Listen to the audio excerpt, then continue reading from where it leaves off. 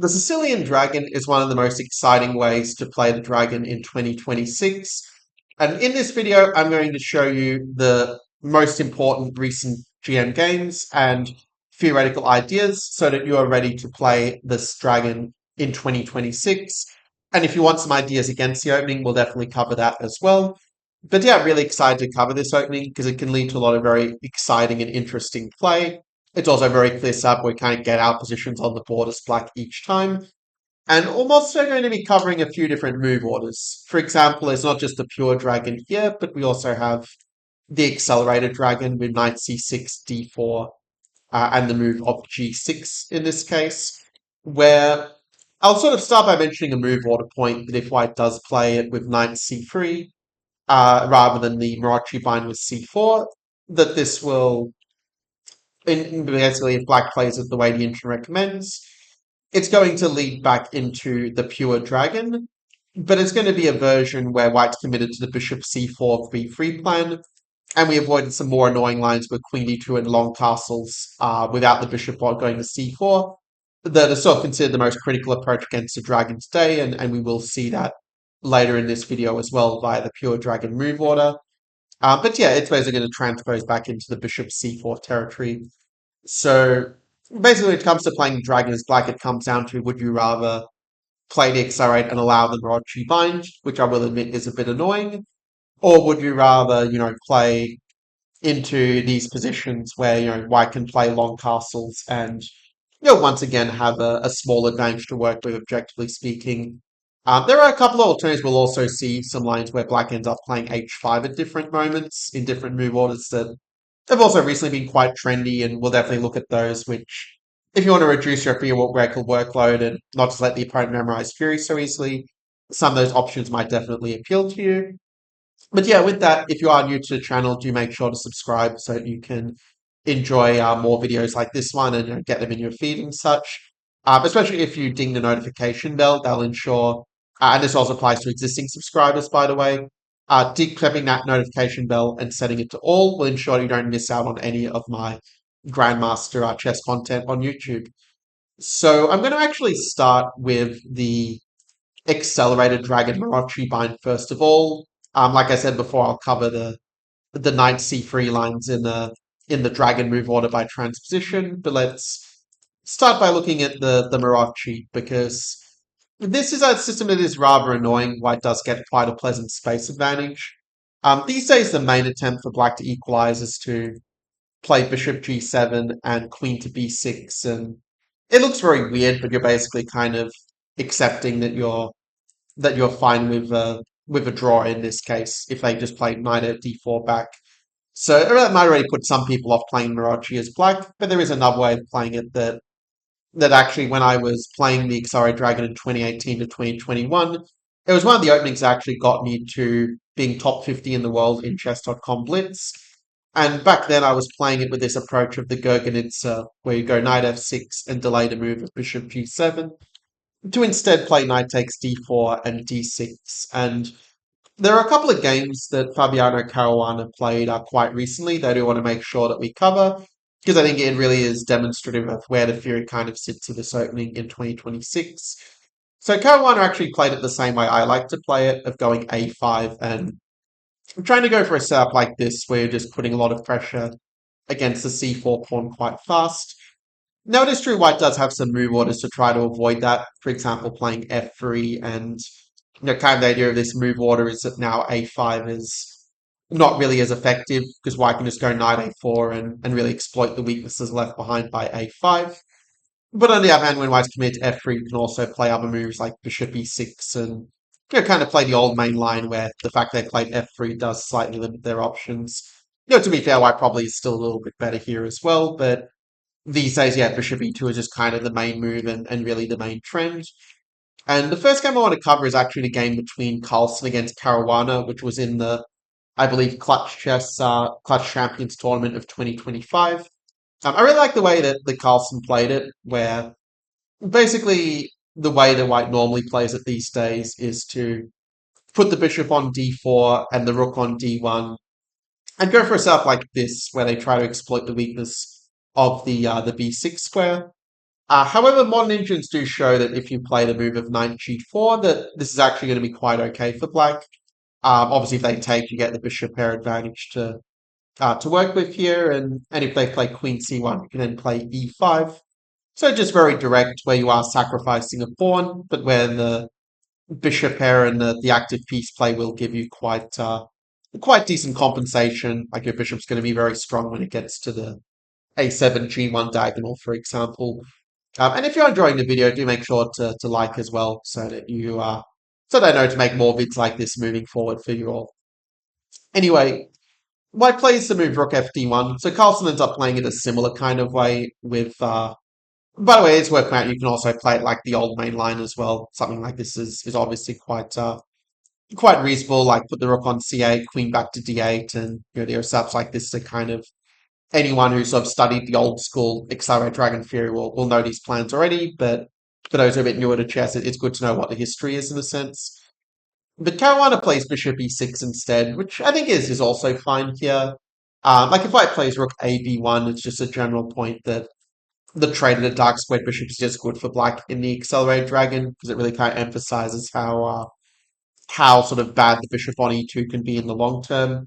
And I mean, we have no bad pawns, no bad pieces, so I don't think we really should have too many problems in a structure like this. So Carlsen plays a little bit more critically with the move of queen e3, sort of asking that question of how to deal with the weakness of the b6 square. And I think that Caruana's move at knight d7 probably is where, well, the computer says it's still fine, but yeah, the modern Indians kind of like to play knight g4. Or you can also play rook fc8, and I think it is good to see how this structure can play out. Because I do think this is a structure where you have to be a bit careful. White has the bishop pair, the space, and a target on e7. It's also worth pointing out these sort of structures can also occur a lot from the English opening. Let's say if I were to put the moves of basically the main line of the English opening on the board, you can kind of see a parallel potentially forming where if we, yeah, just kind of put some moves like castles, a3, and we have something like, let's say, b4 and this sort of thing.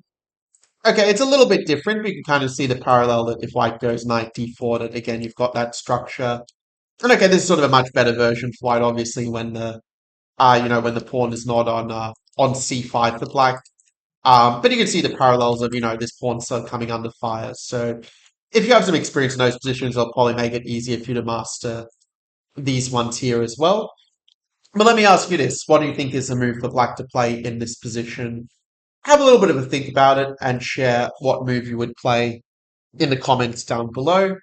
And if you do need to pause the video for a moment to think about it, then certainly feel free to do so.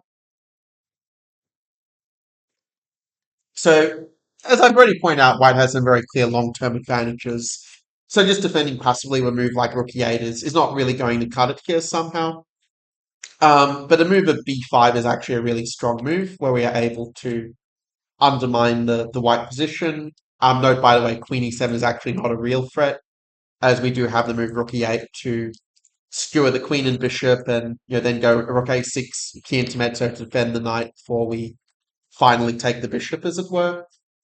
So we're kind of using the fact that, white can't really play queen e7, and if they take, we also just get a really strong center with the knight and the two pawns. And if we're able to get in bc4, well, that's going to allow us ending in to put a lot of pressure on d5. So that's just a really good middle game idea to know about just for your overall chess understanding.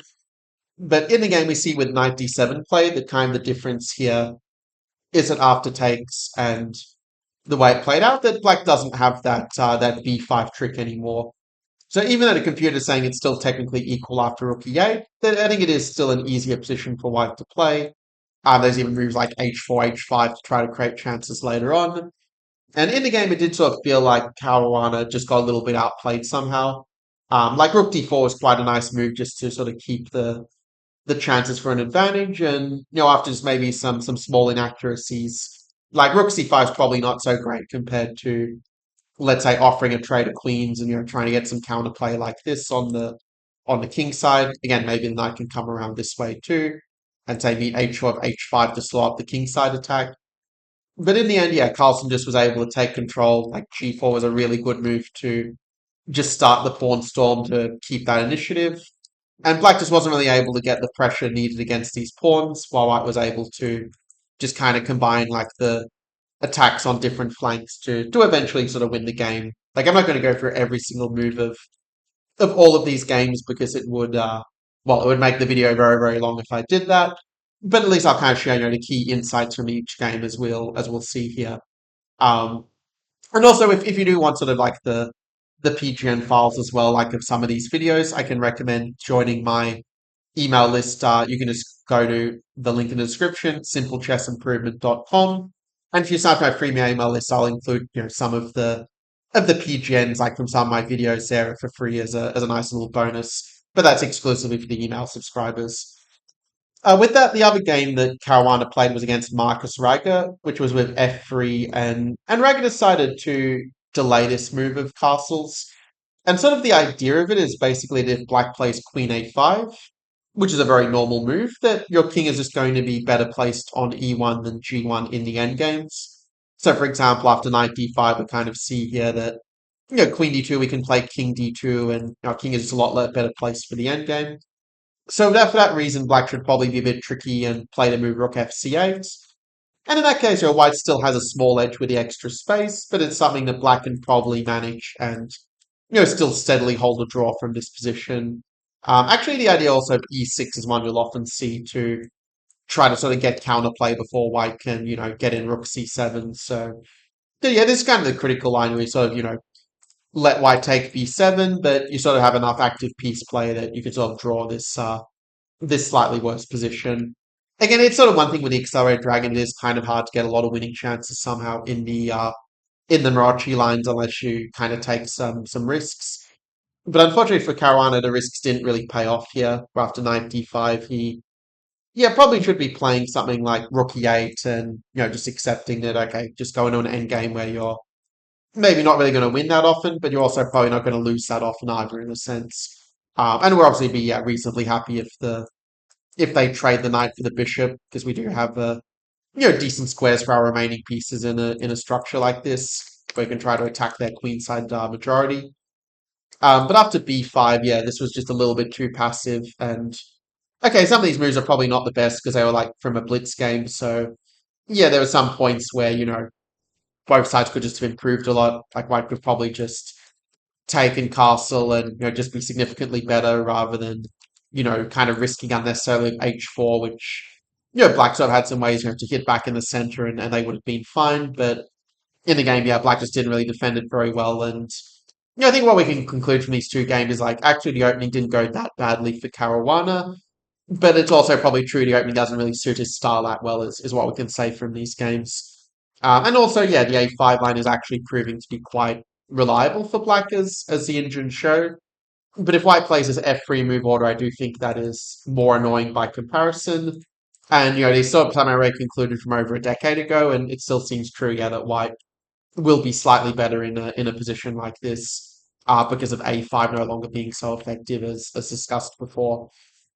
So that really leaves the approach of either the old main line with knight f6 or the modern approach with queen b6. There was actually a blitz game played in 2026 entitled in the Thursday 3-0 event between Aravind and Andreykin. But in that game, Aravind played knight c2, which is a little bit of a curious choice because it's always worth checking to see what the modern engines are giving us the top line and the main line. But it seems now they really like knight c2 in this position that this is the and there are other moves also give an advantage, like h3, rook c1. Even the old main line of f3 is still going to be like a little bit better for white. But with knight c2, it's just a lot more effective here because the engine is saying black's best option is actually to play bishop e6 even with a loss of a tempo, so that you can play knight d7 and knight c5. But obviously that's going to be very pleasant for white. Like you can, just play even just rook a2. I mean, pretty much any move is going to be fine, but like rook d1 is going to be quite effective, and you can even play b4 and play it as a pawn sack because you just have way too much of an initiative in this position for the pawn. So there, for that reason, this is why you don't really see strong players kind of playing the main line much these days because it's just kind of well known that white is just very comfortably better with extremely, straightforward systematic moves. But in the case of queen b6, it is true that when you play this line, as I said before, you have to be willing to, repeat moves after knight d4. So I think it's not going to be appealing to the majority of players, but there were a few games in the database where that Nakamura was actually playing in the St. Louis Clutch Championships of 2025. In one of the games, he decided to go for the move of d6 against Caruana, which is kind of the Indian's preference, and sort of going for knight g4 in this version. But I think that this is just a very passive kind of position for black, where white's in a way kind of happy to trade off the bad bishop and just have, their remaining bishop very nicely complementing their pawns. And it didn't really feel like how that Nakamura had anything really special to kind of change the evaluation. Like it's just a very easy position, I think, for white to play here. I do think knight c6 is maybe a little bit impatient. Like I think this sort of structure that arose is probably just fine for black in a way. I mean, you probably will end up playing f6, bishop f7 to deal with their play, but you are going to have ideas of, trying to push with a5, a4 if the knight moves away, for example. And also have to sometimes watch out for like d5, like even in this position here, like takes and d5 was probably quite a clean equalizer, for example. But if white is just a lot more patient and just plays a move such as, a normal rook fd1 or even a move like knight d2 if you just want to keep the minor piece on the board when black has less space.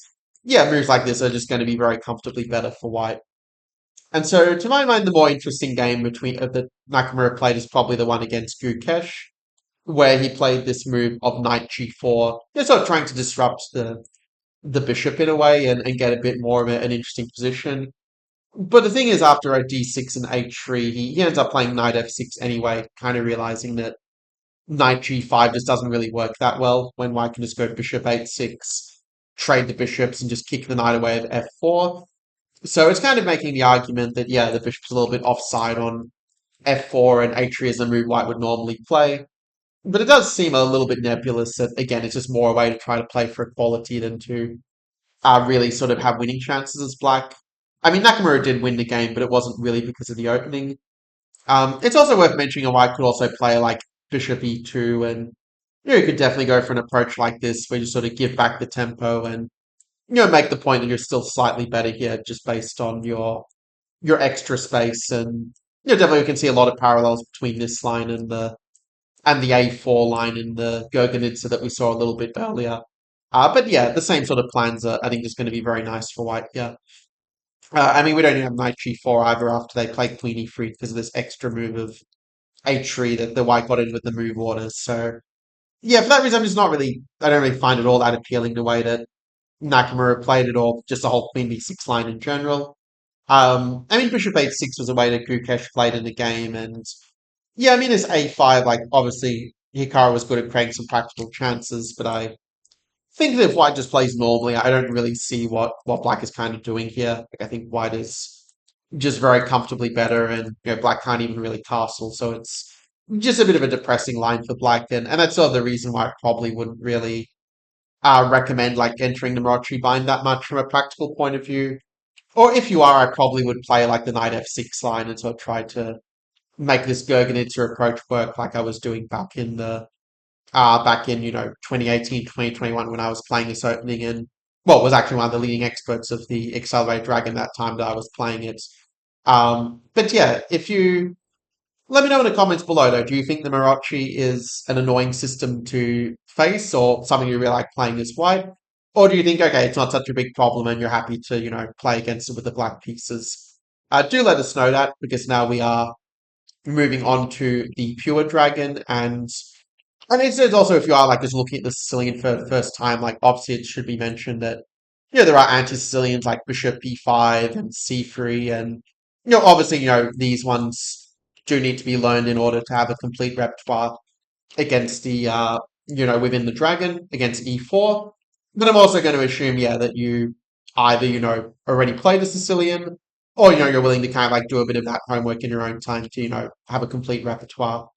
But most of the time you are going to face the open Sicilian, to be fair, so it's not that big of a problem. But after knight c3, g6 is where we get to our crossroads, where I'm going to start by looking at the sidelines and just kind of steadily move our way towards the main lines. That'll just make sure that we don't miss out on anything important. But it's also, I think, good idea because the main line in this position for white is to, go bishop e3, f3, queen d2. But what I observed from playing dragon quite a lot online is that actually a lot of your opponents are not going to have a system ready against a dragon, and they're going to play some sort of weird sideline, just showing they don't really know any opening theory, and just like trying to get you out of book in a sense. The nice thing about the dragon is that you do have a kind of long term advantage that you sort of have no bad pawns and no bad pieces when you play the dragon. Like the only way they can really cause problems for you is if they somehow checkmate your king. So when they play one of these more positional or less common systems, it's already a bit of a win for us. Also, by the way, if they do play f4, you should be careful to avoid the this 11 fish trap of, if you go bishop e7 and then play like knight g4. This is not going to be the way to play it because after bishop b5, you actually just lose material by force. Because if you try to defend with king f8, like knight e6 is just game over, which I've covered in my winning opening traps course in the past. But after f4, the easy way to avoid it is just to play knight to c6, and that's going to sort of head back into the classical dragon territory in 99% of cases. Because if they do play something like takes an e5, it just doesn't really work out for white. Like for example, the main line here historically is to go for this sort of approach, but it turns out black's already probably a little bit better at this point with natural moves. It's kind of like a very poor man's version of a Scotch four knights for white in this case, when you get in d5. So there's not really too much to fear with 11 fish, and it's not really something you're seeing strong players playing in the last few years so much either. As for the move of bishop to c4, I mean, it's sort of a way to avoid fury. Like, you can definitely see a parallel between like this sort of line and which happened in a game between Maksudlu against Mohamed, where they played this sequence. And again, we can kind of draw parallels to the English opening that, in this position, the knight b6 is a historical main line, but the Indians just consider bishop c5 to be the cleanest equalizer. And okay, you see a lot of different moves being played, like bishop e6, h6, rook e8, just a lot of different moves like this, just steadily building up the position. So in a sense, when white's playing bishop c4, they're kind of trying to play this system with an extra tempo as such. And I think in this case, after bishop c4 and bishop g7, I mean, the move of castles would be a more normal move order, but it is kind of interesting to see that, yeah, the move of knight c6 could be played before castles as a way to, somewhat reduce white's options. Like, say, if they go bishop e3, you can kind of go knight g4, and you've got some, annoying ideas like this with the extra pressure that obviously Maksudlu avoided in the game when black, didn't play the move of knight c6 in time. But after knight c6 here, yeah, if white does just castle, yeah, I would probably just castle as well. Again, the fact that we're kind of in time to, get in knight takes d4 and make it so they can't take with a bishop, I think does make it a lot easier for black to equalize. Like you can go even knight d7 and knight c5, and you could also flick in a5 first if you wanted, but it's either way just totally going to be totally fine for black. They could play rook e1. It is also a move and the way the Indians kind of want to play it. But in this case, yeah, it sort of is a small benefit that you kind of made them wait with playing bishop e3 as long as possible. And the Indians actually kind of like that area of just playing a6, and if white goes h3, that yeah, you can just again just like take b5 and just have this very nice dragonf type of structure. And we'll actually see a lot more of the dragonf actually later in this video. So do make sure to keep watching for that as like a sort of modern way of playing the dragon. But anyway, in this game, I think that Maxulu just showed very well kind of what White's aiming for in this opening. Like I think that Mohamed maybe should have just played the move of knight a5 in first, and not so much in with the idea of taking on b3, but kind of just to get that very thematic rook c8, knight c4 counterplay. Because in the game, after rook c8, rook e1, maybe f4 might be a little bit more punishing potentially, just to try to have some ideas of being knight a5 with e5 is, I think, quite appealing for white. But rook e1 was played, and yeah, rather than, let's say, getting back on track, black flicked in a6 first, and like normally the plan for white in this position is to play like queen d2, just centralize and trade off the strong dragon bishop. But Maksulu decided to play a4 instead. And I think when a4 is flicked in, you're kind of very happy to get in knight a5 because there'll be some positions where you can kind of mess up their structure or, prompt a retreat compared to, them being able to strengthen their structure at a b3. So even though Magsulu won this game, I actually think that Black was just doing very well out of the opening, and like the loss was not really the fault of the opening. Like if anything, Black is probably just significantly better, and it kind of shows the power of the dragon that you just get this very easy kind of play. Like your moves are and plans just very natural, like b5 b4 win the c2 pawn, and it's not so easy for white to deal with it because they have to kind of come up with some direct play in return to make up for black's long-term advantages. In the game, black kind of misplayed it and went on to lose, but yeah, that's neither here nor there. But yeah, bishop c4 not really the most critical move. Like white can play it; it's playable, but it's not really as critical as bishop to e3. Moves like g3 also. Yeah, there was a game between Vishela Grave against Madavi, which I think was just a really great game from Black's point of view, where he knew the subtlety of playing knight d4 and not allowing some tricks like takes and e5, which would be obviously very unpleasant for Black. So taking on d4 first again just avoids that problem.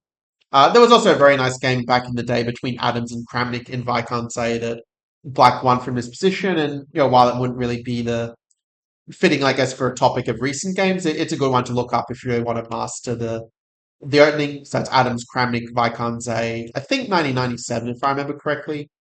Yeah, the way the engines want to play it these days is kind of go a4 with sort of this idea that you're trying to like get an a5 and get some pressure on the queen side. Which, okay, objectively, still not really anything for white, but it's maybe the way to try to make this work if you are in white shoes. Like just saying that you've got a little pressure on a7, practically speaking. But in the game, MVL played Queen D2, and you can sort of feel, I think, that he didn't really have a very clear plan somehow of how to play it. Bishop D7 is actually also quite an appealing move for what it's worth. Where if they go like Knight D5, you kind of just ignore it. But after Bishop E6 and B3, I think this B3, yeah, just doesn't really work that well. Like even in the game after Rook A at C8, Bishop B2, 25, like it's very hard to get out of 94 just winning a pawn with the tactics. And when these free chaos systems, like you're always looking out for these tactics down the long diagonal. And indeed, with the move of knight takes c4, black just won a pawn. And I'm not going to go through like the full game, but you can sort of see that black is just up a pawn for nothing. They've got the bishop here as well, and it's not really a surprise that Madavi, one of the most promising blitz players from Iran, or even just in general, you could say, did go on to win this game. Also, another position or another variation was kind of interesting was I was a little surprised to see that Bishop B5 check was played in a couple of games because, well, it's the way that a lot of the like low rate players on chess.com were kind of playing this against me. And I think one of the ideas is if Black goes knight d7, you kind of just say that you're happy to go into a Dragonov even with a tempo less, which yeah, I guess is a bit of a hot take, but and bishop b7 is what was played in the two games we'll see here, where after bishop g5, bishop g7. So this is actually a line I was playing 20 years ago. I kind of learned it from Secrets of Opening Surprises series, where they were recommending this approach of queen e2, and it was basically this Latvian style approach from the late Alvis Ritterlinch, who, yeah, would just go for this hack attack, and I will admit it was something that kind of appealed to me back in those times, because I was looking for ways to get some interesting attacking positions, but unfortunately it just doesn't really work all that well. And this game between Maritzi and Lagarde is from a Blitz game in 2025 kind of shows why. Because I think everyone who's played the Dragon at least a little bit is going to know that, one of the main ideas for Black is to sacrifice the exchange with Rook takes c6. And by sacrificing the Rook, we just get this really nice pressure in the long term against the White King, and it also makes it much harder for White to get their own attack happening. So yeah, even though Maritzi won this game against Lagarde, I do think Black is just has the easier position to play.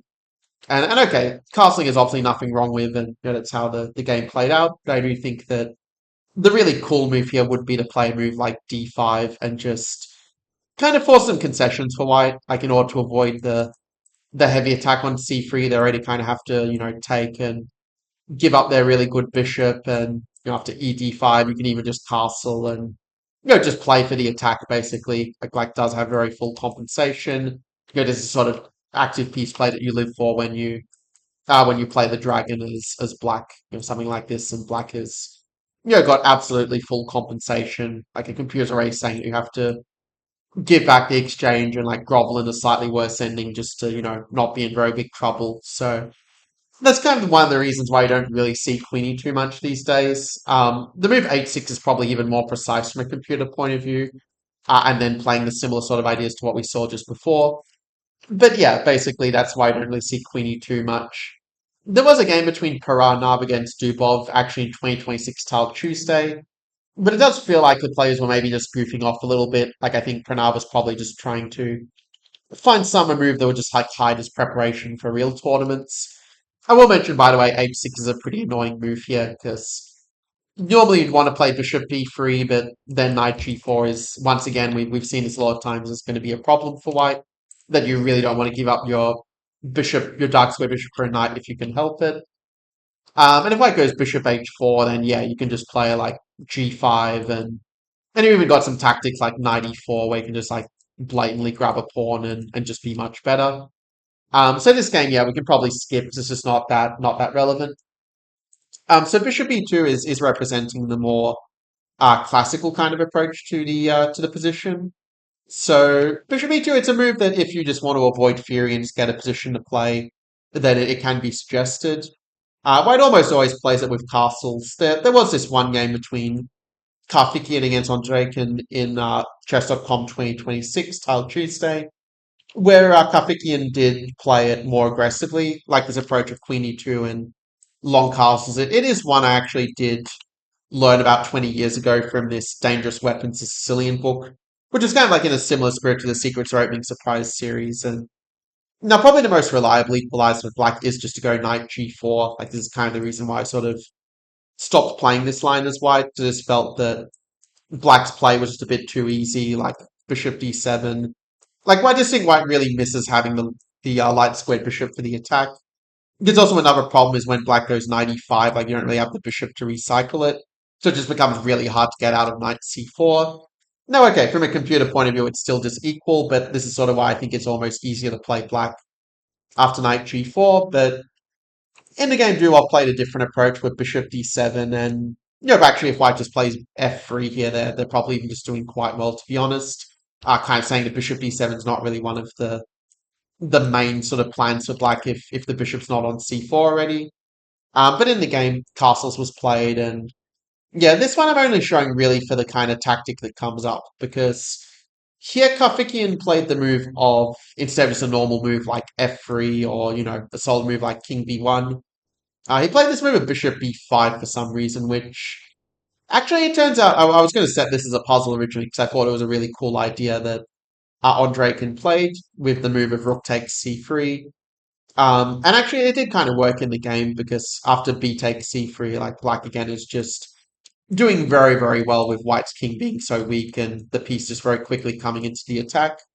But actually, white did have this very cool computerish move of bishop d4 that does keep the advantage. So actually, the fault wasn't so much bishop b5, but more missing this little bishop d4 intermezzo. Because if you take there is going to be a fork on both the rooks, of course. But yeah, like I said, I think if black just goes knight g4, you're just totally fine, and there's not even so much you really, I think, need to memorize to get a good position as black, because just very natural moves that we're playing. Like the key subtlety is to delay castling so you don't get their bishop h6 and h4, h5 attack so readily.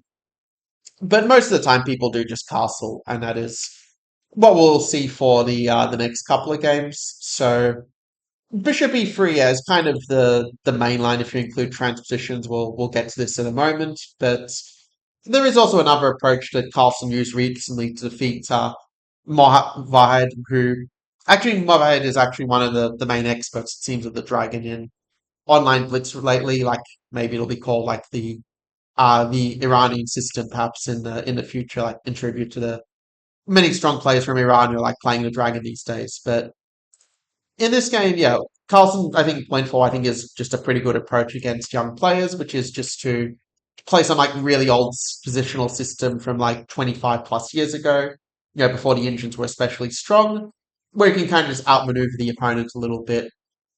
Now, if black wants to equalize, they probably should just play the move of d5 and, just kind of liquidate the center and, you get this very standard queenside majority versus central majority position where like, it's obvious that black doesn't have any real problems in a position like this. So there'll be some case where you can play e5, but you're probably going to just wait until your pieces are maybe on slightly better squares before you kind of go for pushing the majority. But we can also see how hard it is white to push their own majority forward when the knight is, blocking those pawns, and we do have some pressure on the long diagonal as well to discourage c4 or b4 for that matter. And if you want to keep more pieces on board, yeah, you could play a5, like that's also going to be a good move. But after d4, you're probably going to play d5 anyway to kind of justify it. There are also moves like knight c5, which maybe Carlsen would play to keep more tension in the position, but it turns out to be fine for black if you sort of know what you're doing.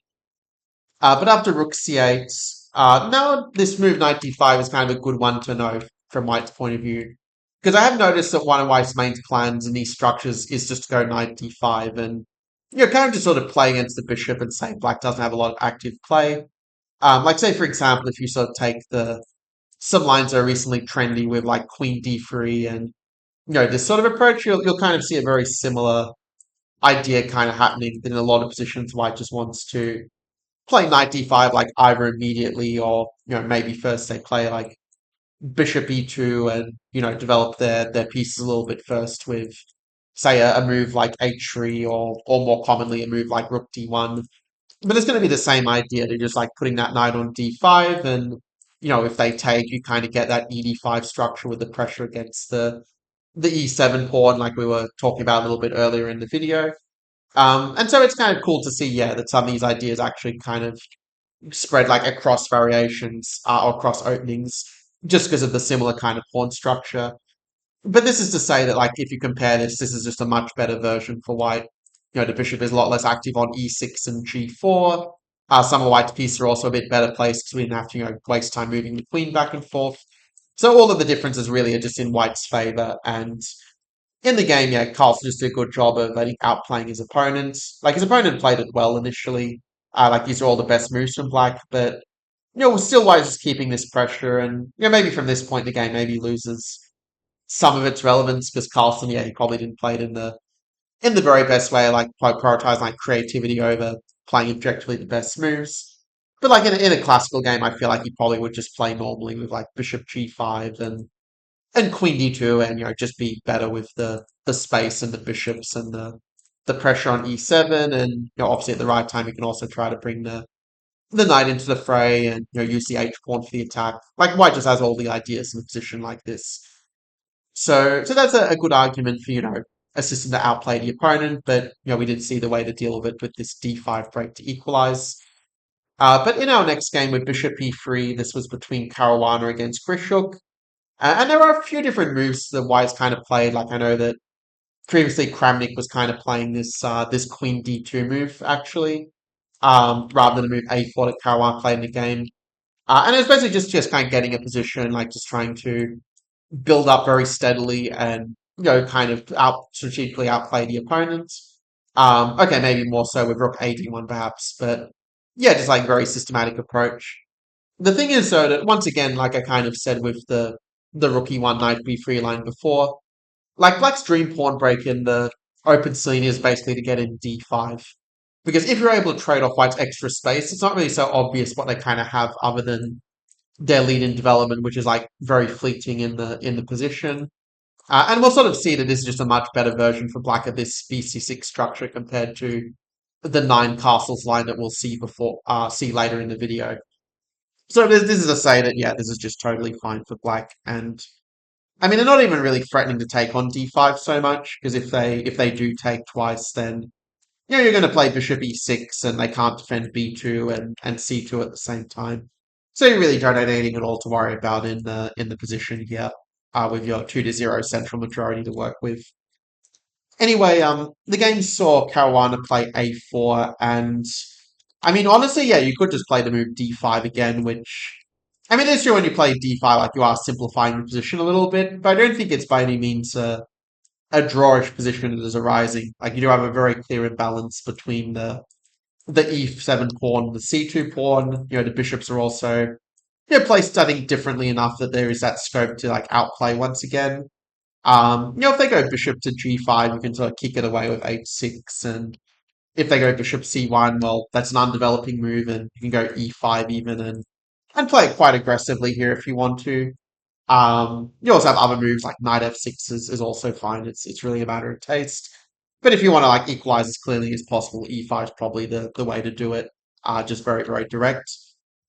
In any case, the game saw black play bishop d7, and this game as well can maybe be a little bit of a warning against playing a little too much on autopilot. Because I think that a lot of people just think, oh, the classical dragon is just 0, 0, 0, so I don't need to study it. But as we also saw with the castle game before, like if you don't know some subtleties, you can end up in a somewhat unpleasant position. That being said, I think Grishuk's move of knight a5 was quite a good one, and even though Caruana went on to win this game, again, I don't think it's because of the opening, but if anything, black is actually probably the one who's going to have the easier position to play just by thinking about the d5 push and just teeing up for that. Also, sometimes you can just bring the knight around to c5. Like, if you know these sort of plans, I think it's very easy to play black's position, and that really sort of shows very clearly, I think, why the move of bishop e3 is the predominant one in practice these days. And actually, before I talk about bishop e3, something I should have mentioned at the start is that if you're wondering why exactly this is called the dragon, it's actually because this pawn structure, if you look at the shape of it, is actually very similar in shape to a star constellation known as the dragon. So that's where it comes from, basically. But yeah, with the move bishop e3, we're actually not going to start with the move of bishop g7, funnily enough, because there's actually a couple of other approaches that black has been playing recently that I do want to touch on. I think I'm going to actually change up the order a little bit here, and I'm actually going to start with the move a6 before the knight c6 move order. So the knight c6 move order is called the Hungarian dragon after Richard Report. We'll get to that in just a moment. But the thing with a6 is that, well, one of the appeals I think of playing it this way is that you could also play it in theory by the knight off Sicilian. So that means that you could, if I just find the relevant position in the slew of notes I have here. So it means that bishop e3 is like the most common move, and like in theory you could play g6 and sort of get back to the position in that sort of way. At the same time, white is also not forced to play f3 here, where I think that I remember when I was looking at this, actually, the move of bishop to e2 was one that I really found very annoying to deal with, and it kind of put me off playing the whole line, to be honest, because there was this game between Baraf against Nakamura in Tile Tuesday last year where, Hikaru tried this b5 move, kind of realizing that, if you play bishop g7, that queen d2 is just really annoying. Like, there's even ideas of bishop to h6. Because kind of we'll see some other lines later where black goes h5 and tries to avoid this. But it's just nowhere near as effective when the pawn's not on f3, because white can just go f4 and just have just way too strong of an attack here. And if you play knight bd7, like that's also a little bit of a passive move. Like how long can you really wait until you play bishop g7, Like I can even also play moves like g4 as well and just really try to, punish you for not having d7 available for your knight in a sense. Although I will admit there's probably a bit less of a problem here than it might be, say, in a position like, yeah, and then a bit later on as such. But it's still, yeah, just very passive to play black here. And the problem with b5, though, is that it actually gives white a very strong opportunity that it is true, it wasn't really availed in the game. It was a blitz game after all, but the problem here is that e5 is actually very, very strong. And after d takes e5, bishop f3, it's just very hard to save the rook. Because if you play e d4, white is actually just going to play queen takes d4. And in the arising position, you just don't have a way to save the rook whatsoever. Like taking doesn't really help matters. Like you're still just going to be down in exchange for absolutely nothing. And if you play some other move like rook a7, trying to save it that way, the problem is white just goes knight c6, and again, you're basically just losing the exchange here. Like knight takes c6, bishop c6, and you'll take the rook the next move, and just be an exchange up for. Well, black has a pawn, but it's not even a very good pawn they get to go with the exchange. So unfortunately, this line just isn't really playable. And I mean, the rest of the game, yeah, I can maybe show a few moves, but it's not really that relevant. Like in the game, white, yeah, didn't really sort of find the way to kind of punish black's setup, and black was ultimately just doing quite fine with this play in the center. So Hikaru's loss was not really because of the opening, even though the b5 move order doesn't really work as we just saw. But yeah, even though bishop e2 is only played in like one game, it is a very big argument against the a6 move.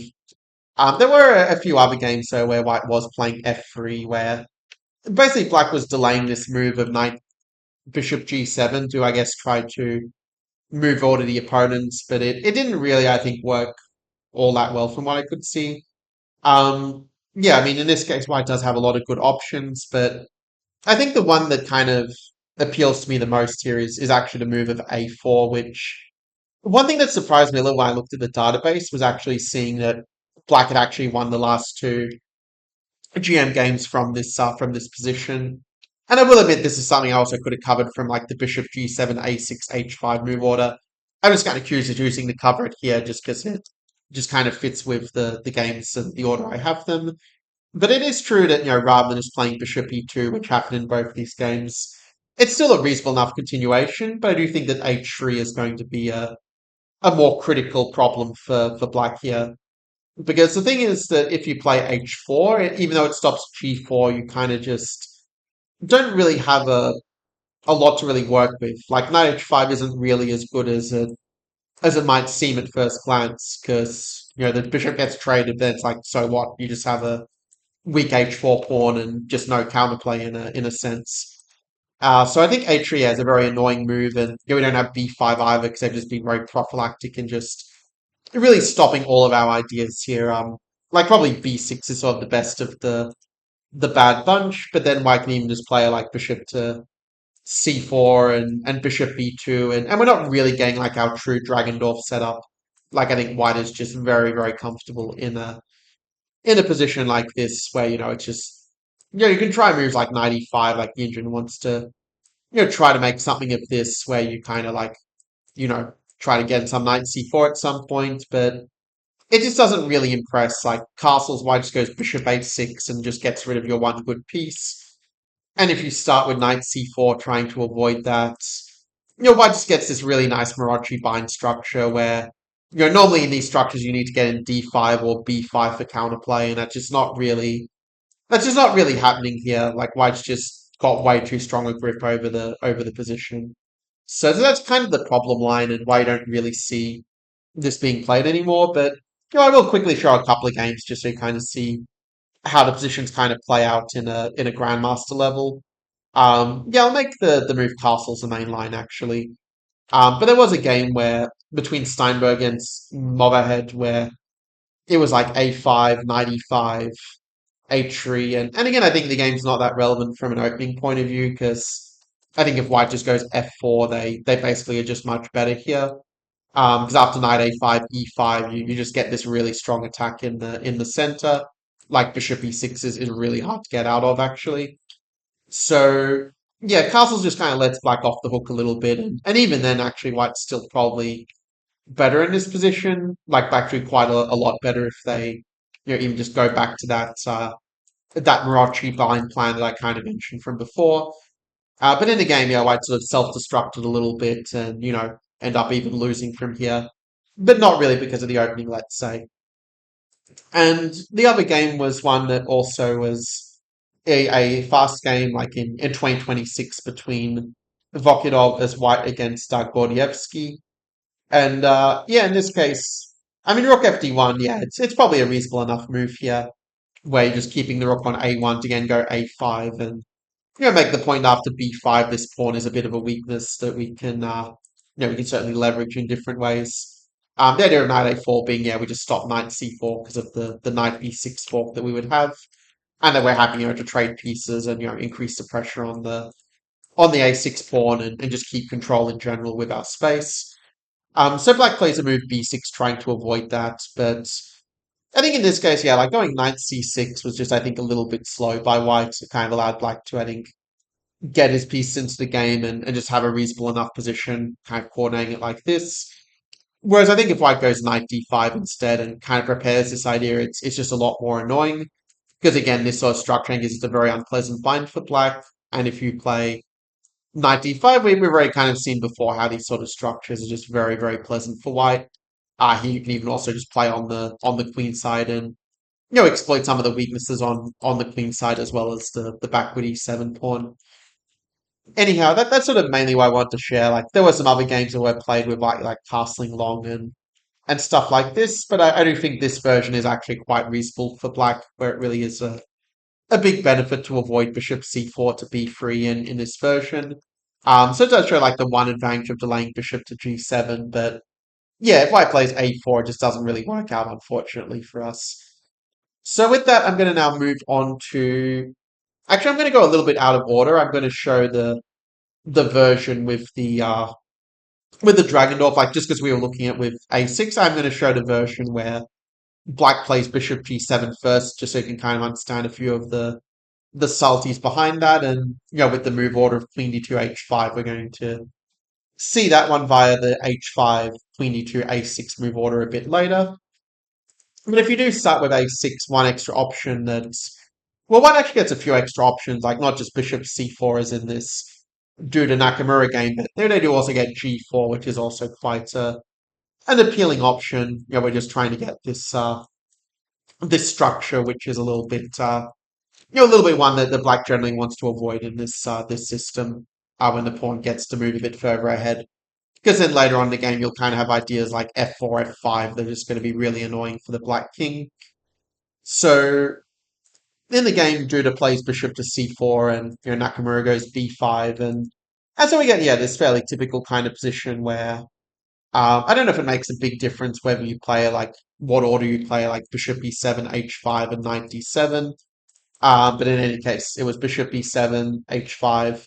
So all pretty standard stuff here, and this is a position where I think white's probably objectively a little bit better, but I think it can sort of understand why it's been quite popular in faster time controls.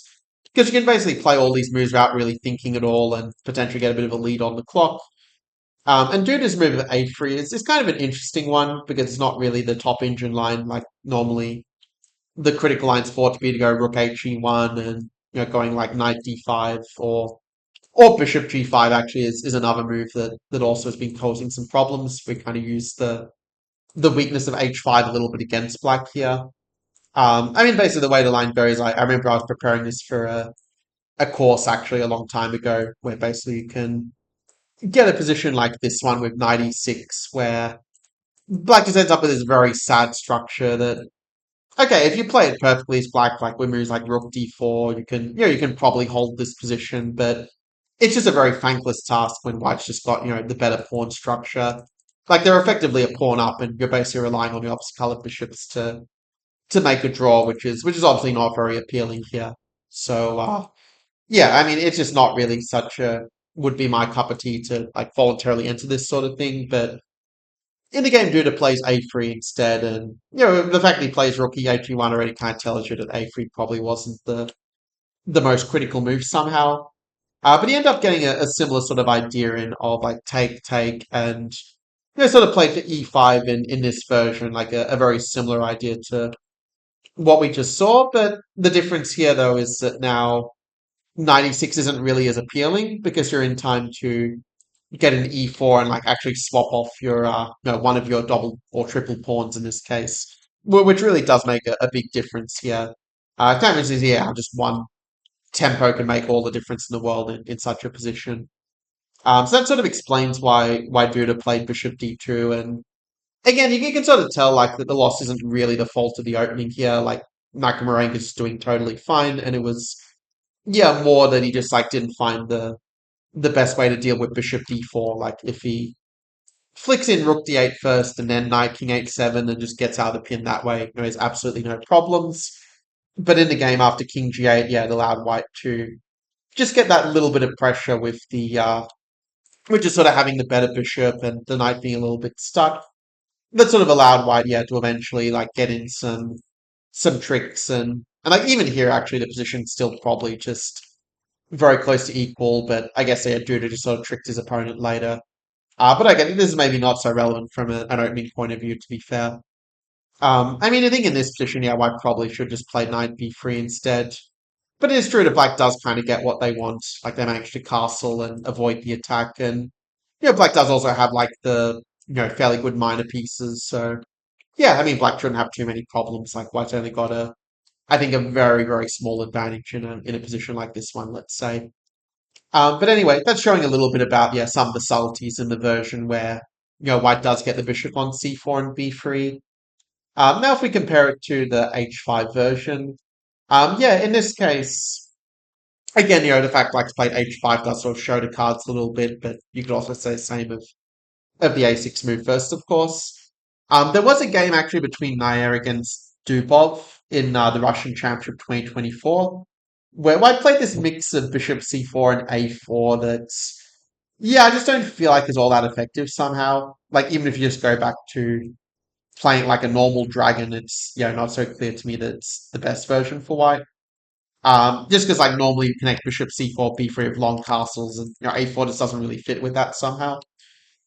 In the game, it was like knight bd7, which I think is a little bit passive. Like, I think that the fact that Dubov won this game wasn't really because of the opening. So I think if you even just play like, I mean, f4 in the game was pretty good as well. But here, rather than kind of playing f5 and things getting a bit sort of murky with g5 and sort of keeping the position closed, if White just plays this move at h3 and just stops knight g4, I think Black's position is just very bad.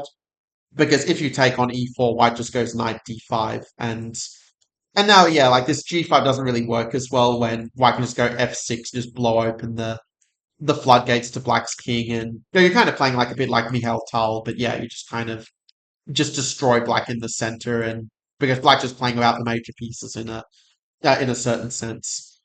So yeah, in this case, like it's not the most relevant game theoretically. Like the lines with Queen e2 are definitely a bit more interesting.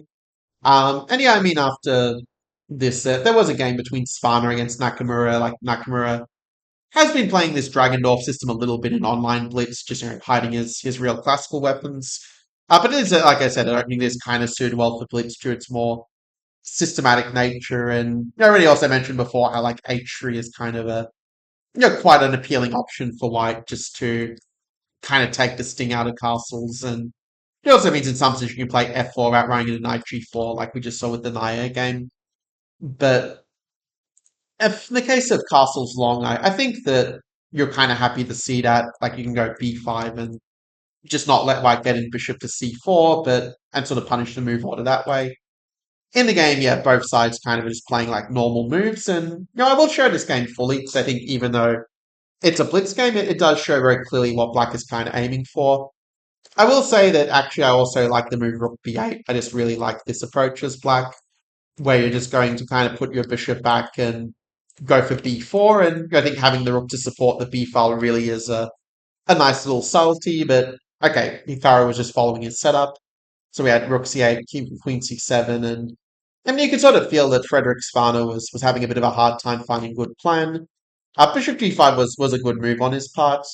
And then after bishop f1, yeah, I mean, it's maybe a bit better to put the bishop on d3 just to lend a bit more support to f4 and e5, making sure that pawn is going to be defended accordingly. Because after bishop f4, there's also moves like rook h5 where you can kind of play against the bishop, and that can be really annoying for white. But in the game, knight fd7 was played, and white was actually starting to, it seems, get a little bit of an initiative to work with. Like bishop e5 was a really nice move to with the idea that you're going to like take the knight on the next turn with the discovery. But after the game's castles, bishop a6, rook b8. Yeah, if White finds the move c4, they actually would have a very strong position with the bishop pair and the extra pawn. They can kind of just go bishop to b5 and just really lock down the whole queen side in White's favor. But instead, White played knight b5 and just fell for this trick of knight c3. After which, yeah, after bishop c3, the attack is just too strong. Like the mate's coming with rook a1 and White just resigned. So that's kind of the advertisement from Black's point of view of why the system can be so effective if White doesn't really have a clear idea of how to play the middle game positions. But bishop c4 is a bit more annoying because now if Black tries to play b5, like we saw in a similar situation in the with the bishop on f8, it just doesn't really work as well when White can just play bishop to d5, and we'll actually see that in a Demchenko on Draken game a little bit later from a slightly different move order. But basically, this position is just very, very annoying. Where like e6, knight b6 is like one trick that you have where like they can't really take because of the discovered attack here, and if they do play it so they have free pieces for the queen, it's just not really enough when they can't really defend this pawn in time, and they're just not able to coordinate the free pieces enough to compete against the queen as such. That being said, there are probably still decent swindling chances for black here, but the engine does give white a pretty big advantage with some fairly normal moves, let's say. So the game saw knight bd7, castles, and yeah, there was a game with queen c7 and a game with b5, but I think the game with b5 is probably the more interesting one because after queen c7 and knight c5, like this was from a game between So against Ondraken in 2026, but it just wasn't really working that well. Like after king b1 and b5, I think what Ondraken missed here, which So ended up seeing, is that basically this move of e5 is already just winning here, and black really suffers from the fact that they didn't play bishop e7, because if you take, then you run into knight db5, and you just end up like losing either queen d8 mate or the knight in a sense. And in the game after takes and knight d7, like it was just a very depressing position for black, where they're just not in time to get the pieces developed. The knights are just flooding in, and yeah, it was over very quickly from here, like f5, and black just is just not able to defend themselves, and the end was pretty fast from this point. So that's kind of a warning of what to avoid. But even after b5, I think white still has a very nice advantage where, okay, with the knight d7, at least you're avoiding the e6 knight b6 trick, but you do have to deal with the threat of knight to c6 trapping the queen, and ultimately white again is just clearly better here. Like when you have to play moves like bishop takes d4 and f6 to deal with the pressure on e7, like it's very clearly a sign that things have gone very wrong for black. And yeah, I mean, even though Andrei somehow won this game against Demchenko in Tile Tuesday 2026, it's very clear the position was just horrible for black. And so, yeah, I can't really go and recommend this from black's point of view. So that's really kind of, yeah, the big reason why the Dragonf is just not really so effective. Like, yeah, in Blitz you might be able to get away with it if the opponent's caught by surprise, but given that like even like 200, 300 players are kind of prepared for it now and over the board chess, it does mean that yeah, this system I think has kind of had its moment in the sun, is probably not going to be seen that much in strong level games, like except for players hiding their real openings for classical. But yeah, I think a better approach if you want to play it independently probably is the Hungarian Roy Lopez, sorry, the Hungarian Dragon with knight c6, f3, and now not the move of bishop g7 and transposing into the normal lines we'll see a bit later, but rather this move of h5 is kind of quite an interesting approach where, again, like with these sort of systems, I probably wouldn't make it like your main weapon because there are some ways white can play, specifically with bishop c4, that are really going to be quite annoying here. But let's have a look at a few other games and see how it's kind of played out from this position. Like Dubov's really been one of the big experts of this system lately from Black's point of view. Like really most of the games in the database of his. There was actually a game, Neiman Dubov, in 2025 where this H3 was played, and yeah, H3 looks like a bit of a weird move, but we did kind of see it in the earlier versions. It's not entirely ridiculous. And yeah, like it's nice to see, like it's very like computerish when you sort of play it this kind of way. But there is a certain logic, that you're just kind of saying that H5 just doesn't really make much sense for Blake in this structure, or even really Bishop D7 for that matter. And I do think that Neiman probably did get a small edge out of the opening. Like it's a very tiny edge, but considering as a way to get Dubov out of his like set positions, it's not such a bad approach. Maybe. I mean, from Black's point of view, yeah, maybe playing A6 is the best option, but then White can also try to benefit from delaying the move Queen D2, and yeah, again go for a position like this, which is going to be a better version of what we saw with the the wasted tempo of a6. So yeah, at the end of the day, h3 is a little bit of an annoying move probably for black. And also the reason why I prefer bishop c4 to queen d2 is that I think after queen d2 that this bishop h6 move, which is kind of the main idea of the Hungarian dragon, if you like. I do think this is a pretty good approach for black. I mean, the computer gives this idea of playing bishop b5 and fighting for an advantage of like queen d3 or queen e2, but yeah, I don't know if I entirely believe in it to be honest. Like it feels a little bit weird somehow, I guess. But the idea is you kind of just castle short and like just play a bit more positionally. But anyway, in the games I have here, it was bishop e3 takes bishop e6, and yeah, the first game I'll show is a parrying against Dubov. Because I think it sort of shows why castling short is just quite harmless for white here. And basically, in that game, black just played queen a5, and I think already the position is easier to play for black. I mean, you could even go queen c5 immediately if you just want to get into a really pleasant endgame where you just have some very clear targets to work with. Because it's sort of a general point that dragon endgames do typically tend to be good for black because of our long-term advantages. But King G7 was played, and okay, he ended up playing in a move later, similar thing.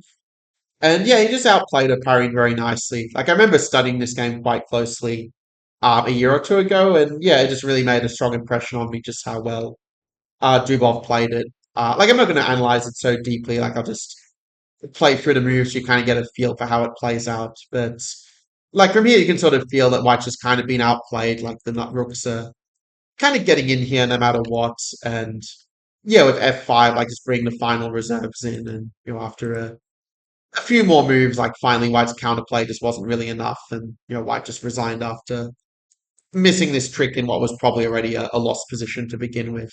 So that's kind of the model game from Black's point of view, but the move of castles long and this engine idea of rook d4 is yeah a little bit more principled. I remember when I first discovered this idea a year or two ago, I thought it was really cool, but nowadays the engine's kind of confirmed that it's just basically equal. Like you can even play rook c8, and there's even this cool idea where you can play like rook takes c3 and like sacrifice the exchange, but you just get really good compensation for it in this case. So there's cool ideas like that, but in the game between So against Jabava from the World Blitz Championship 2025, which was like very played actually very recently. So that was the move a6 that was played, which yeah, I mean it's totally fine to play this as well. Like you'll go b5 at some point, and I mean probably it's better just to play it immediately rather than like waiting with it the way that Drababa did in the game. Because I think after bishop b3, I could maybe try to fight for something small, but in the end, though, it did end up just being the game did end in a draw. Though I do think white is probably somewhat better. Like also after h4, I do think that black does actually have some pretty big problems here. So like I said, I don't really like the way that Jabava played it. I'd probably just go b5, b4, and I think black is just going to be doing very well. Also, if white does play knight d5, you'll kind of notice it's not really as effective here as usual. Because our king is kind of doing a good job at defending the pawn, and the pawn h5 kind of stops the usual g4, h4, h5 business. So it's kind of a little salty of the benefit of having the king on f8 in this structure. But with that, let's get to the more critical line, which is the move with bishop to c4, where we're just delaying that queen d2 to sort of stop knight takes d4 being a problem, and we can sort of take with the queen in one go, as it were. But after bishop d7, yeah, in this case, there's a few ways white can play it. I noticed that the most popular move in recent games was the move of bishop to b3 here. But I also think that you can make an argument again for like queen to d2. Like this is sort of the way that the engine kind of wants to play it, sort of getting into this sort of position. But I think actually at a higher depth, it's maybe not so bad for black necessarily. There was a recent game between Ferrugia against Carlsen from 2024. This rapid game they played where like Carlsen I think was just doing very fine out of the opening. Like you could even trade the queens this way and just not even care about the double pawns if you want to. But in the end, he sort of did it the more let's say solid way of queen c5, and yeah, I think once the queens got traded, yeah, there was really just there's just absolutely nothing for black to fear in a position like this. The game went a little bit differently, but it did ultimately end in a draw where I don't think there were any any gigantic sort of chances. Maybe Faruja had some chances because Carlson just didn't release the tension right away for whatever reason. But yeah, not really the most challenging game. And if White wants to fight for an advantage, probably Queen D3 or Queen F2 are probably better ways to do it. But I don't really see any major problems. Okay, maybe this position White might have a bit of a small edge because there are some ideas like E5 and Queen G6 that do have the potential to be a bit annoying here. Like you can play E6, like this is sort of the way the engine wants to play it, but it's, I will admit, not something that would especially inspire me from Black's perspective. So I do think that that can be probably a pretty good line against the this Hungarian dragon system, this Queen D3 move, which I think I like a little bit better than Queen F2, which yeah it just feels like a little bit of an odd placement for the Queen. Like on F2, it does at least have the pressure. The D3 has the pressure against D6 you don't really have in this version. But I mean, I guess you could still play it this way, and you're probably still slightly better here as well. Just making the point that you have some weaknesses you can target from here as whites. Like it is a very safe play for two results position here. That much is certainly clear. But anyway, the game saw if we take like some other games, yeah, Queen E2 was also played in a Caruana Dubov game quite recently, and I guess there's also Caruana maybe was trying to find some reasonable alternative to sort of hide his real weapons. I'm a bit surprised actually that Dubov didn't just play Bishop G7 here. And I mean, I guess Caruana's idea might be to. There's actually a few ways you can play it. Like there's Rook D1, there's long castles, there's playing Knight C6 and then Rook D1 or long castle. So there's actually a lot of different ways to play Queen E2 that could be interesting to explore in your own time if you want some sort of creative system against Bishop G7. But yeah, Dubov's Knight A5 just doesn't really work that well. Like after Bishop D3, the knight was just out of play, and also Knight B3 was kind of a nice idea by Caruana to sort of not let Black get in the Knight C4 move in time. And I mean, yeah, this one you probably could even just take the pawn if you really wanted to, but in the game, yeah, White just played it more positionally, and yeah, just went on to win. I mean, Knight D5 probably is a bit of a mistake actually. Like probably just H3 and Queen F2, yeah, just going to be the way to just kind of keep that big advantage, just pushing forward in the center from here. Because after knight d5, there was actually an opportunity like take, and this actually would have been a bit awkward for Caruana, as it turns out. Like White will be basically losing a pawn due to some tactical problems with the pawn on c4. Like if you go rook fc1, yeah, you're also dealing with takes bishop b2.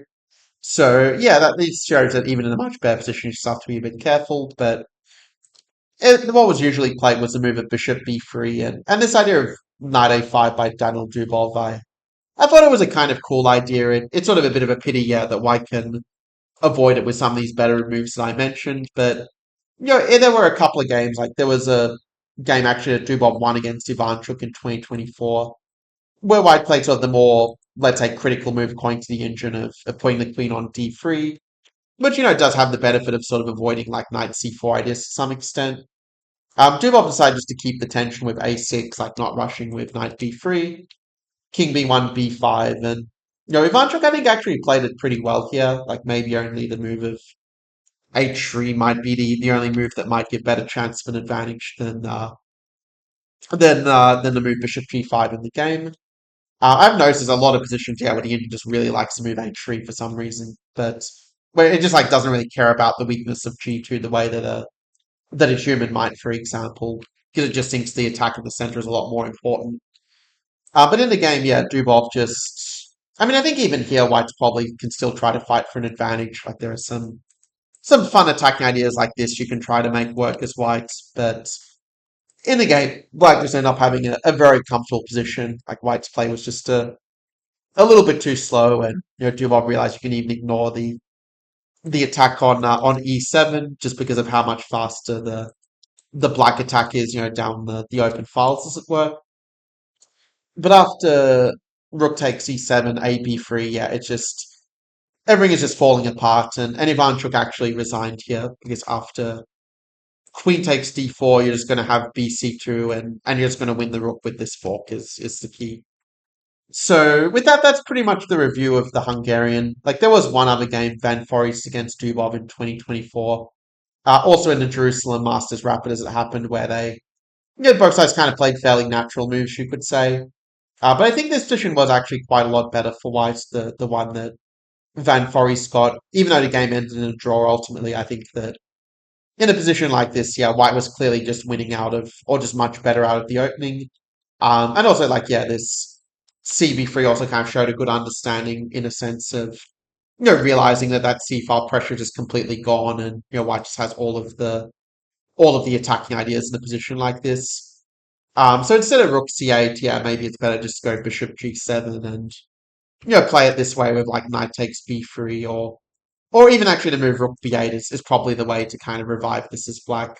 We're just preparing B5 and if they play Queen D3 or sort of getting back to the eventual game a little bit, but with the Rook on B8 instead of A8, which doesn't change all that much, I guess. But yeah, this is sort of probably the way in which black should have played it here in hindsight. But anyway, that's sort of covering the Hungarian, and I think it really speaks to the richness of the dragon that already it's over an hour into the video, and we only just got to the old main line of Bishop G7 and Knight to C6, as it were. Now here is where there is a bit of a choice, where White can either play basically either the move of Bishop to C4, which I put as the main line just because of the fact that it can also come from the accelerated dragon move order, and then also the move of castles, which is really like the top engine line, and White has probably the most promising approach for White today. There is also a third option of like G4 that can also be played here as White, like it's sort of this old like variation from way back. But you don't really see it that much anymore, just because Bishop E6 is kind of known to be a good reply. That, for example, if instead of knight e6, White plays like castles long, then you're just going to take and queen a5, and you sort of get a much improved version of the castle's knight d4 lines when its g4 was already played. And I mean, Black's plan is just going to be, to play like rook fc8, rook a b8, just go for b5, b4, and it's like very easy for Black to equalize from this position. Like you're often going to end up in this kind of end game where, Black, again, just very happy just to liquidate all the pieces and sort of make the point that that their bishop, their knight is competing very well against White's bishop in the arising more fixed kind of pawn structure. And also with knight e6, yeah, this is kind of the probably the more main line here, but in that case as well, like Black is kind of well known to be doing fine. Like there's a lot of theory, but it basically comes down to Black having enough counterplay with like knight c4 that they can sort of ignore the wide attack and basically be okay as it turns out. So that's why I don't really see G4 that much these days. I'll go through the long castles line next because I do think this is probably the most problematic line from Black's point of view.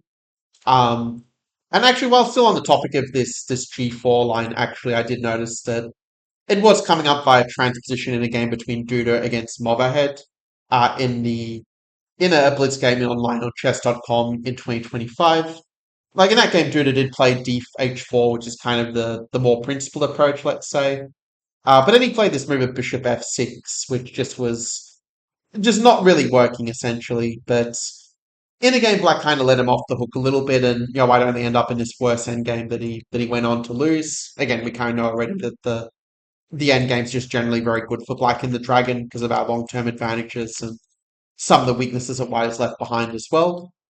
But actually, if Black just plays b4, it just ends up being a completely winning attack. Like even with the double pawns, it just doesn't matter because you're going to go queen a4, and they just won't be able to deal with the pressure down the a and the b files from there.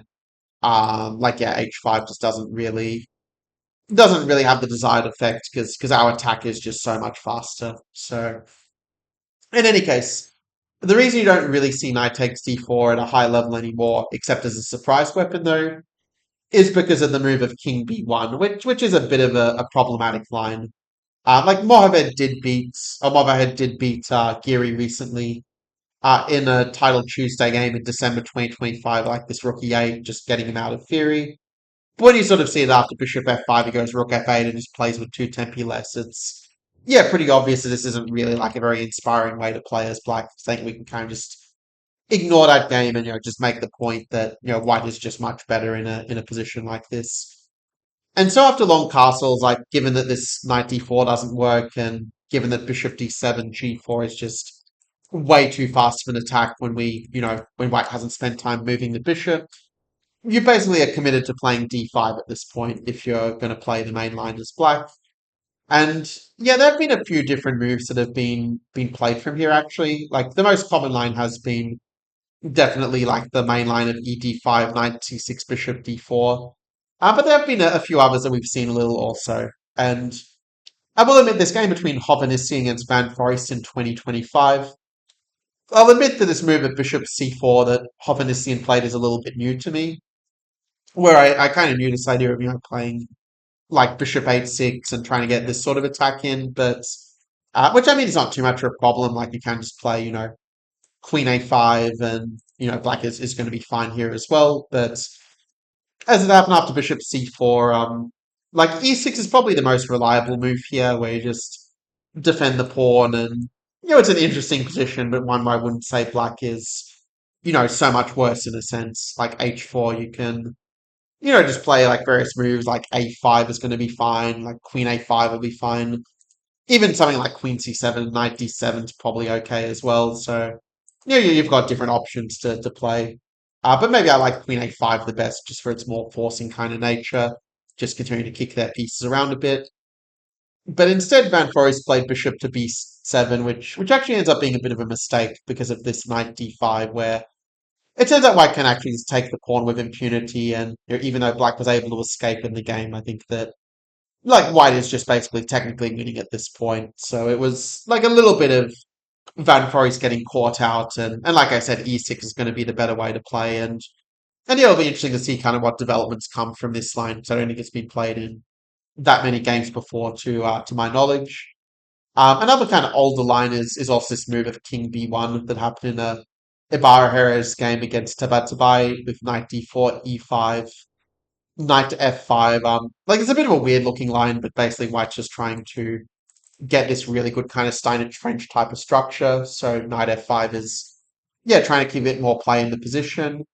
And it's sort of noteworthy, like if you've studied a lot of Dragon Free before, you'll notice already because it's quite an old idea, but it's better to actually take with the pawn than with the bishop, because then knight d5 is sort of a bit annoying. And if you're going to play this black, like it's usually with this queen sack that sort of gives you like partial but not really full compensation for the queen somehow. So ef6 just ends up being just a much better approach, where like if they go bishop c5, you go d4, and you sacrifice the exchange, but you end up getting really good compensation with like knight e3 and this sort of thing coming in, like with f5. And like it's very concrete move by move, but it's just sort of fairly well known that the positions like this are just going to be fine for black with the very strong unopposed dragon bishop, as it were. So yeah, you could go really on a lot of detail with the lines, but it's just to just put a few moves on the board for those who might want to get the file in the email list later. Then at least it'll be covered there. But as for the move of knight d5 that was played in this Ibarra Heroes Tabatabai game, actually black played the move of bishop e6. So he decided not to go for the main line traditionally of like takes and bishop e6, which is probably what I would recommend. Like just open up the bishop and just have active piece play with the pieces. I don't really see any problems whatsoever for black in this case. I mean, I guess bishop e6 was kind of an attempt maybe to try and surprise the opponent, or maybe more likely just mixed up his theory, because to be fair, you can actually still play this with bishop h6. Like if you want to play, I guess, in the Sindarov style of like finding lines that are not the top line of the engine but still playable, then sure, I guess something like this would qualify that where you can play like this line with knight e3 and sort of make it work where you get this ending that okay, only white can win, but it is one black can probably hold without too much struggle. But yeah, in the game, like it's clear that yeah, black got caught out with this, and you end up sort of swindling his opponent later in exchange down. But yeah, from a objective point of view, it's not really what you want as black. So I would recommend yeah, just sticking with knight e3 and just going down that path. Um, But yeah, now we can get into the main line, which is ed5 takes and the move of bishop to d4. Actually, before I move on to that, I will mention just quickly this move queen e1. It is one that I did recommend back in 2017, 2018 in the Dismantling the Sicilian book. But as I think I've probably mentioned in some other content of mine in the past, like it's kind of well known that Black is basically just doing fine here. Like there are some different ideas that White can try, but it's sort of yeah, pretty well known. Like Black has sort of found the solutions in a sense to maintain the balance, which is sort of why you see this being much more popular these days. And here Black does have a little bit of a choice in terms of what type of position they want to play. Because Bishop d4, probably objectively speaking, is going to be the best move in terms of maximizing your chances for equality. But the move e5 is one I know a lot of Dragon players like to play just because it keeps a more fighting position. And I mean, it's not really so much worse than Bishop d4, so it kind of depends on what type of position you want to play. Also, those who have some experience with a dragon will know already that bishop f8 is just a very big mistake. Where there's threats of bishop h6, there's threats of e4 to bring the bishop to life. So it's just a really bad position for white here if they take the rook. So instead they play knight e4 and okay, now they can think about taking now that there's moves like c4 in the mix. So black just plays rook e8 and yeah, here there are two games like at a high level in the database I do want to cover. Like both of them ended in draws, but the first game was between Dominguez against Abdusattorov with what's basically the main line of the engine, which is h4, h5. And this was St. Louis Rapid 2024. So bishop c4, knight f4, and I mean white can play bishop e6 first. It'll kind of be a bit similar in any case, like bishop e6 probably being the it's what the engine wants to play. Like at first, the engine will say white's a bit better, but if you kind of go deep enough into the lines, it'll eventually show that the black is doing fine with the sort of active pieces to kind of make up for the to make up for this knight in the face, as it were. But instead, white goes queen takes d8 and plays it this way, going bishop e7 rather than the bishop e3 that we kind of saw a bit earlier.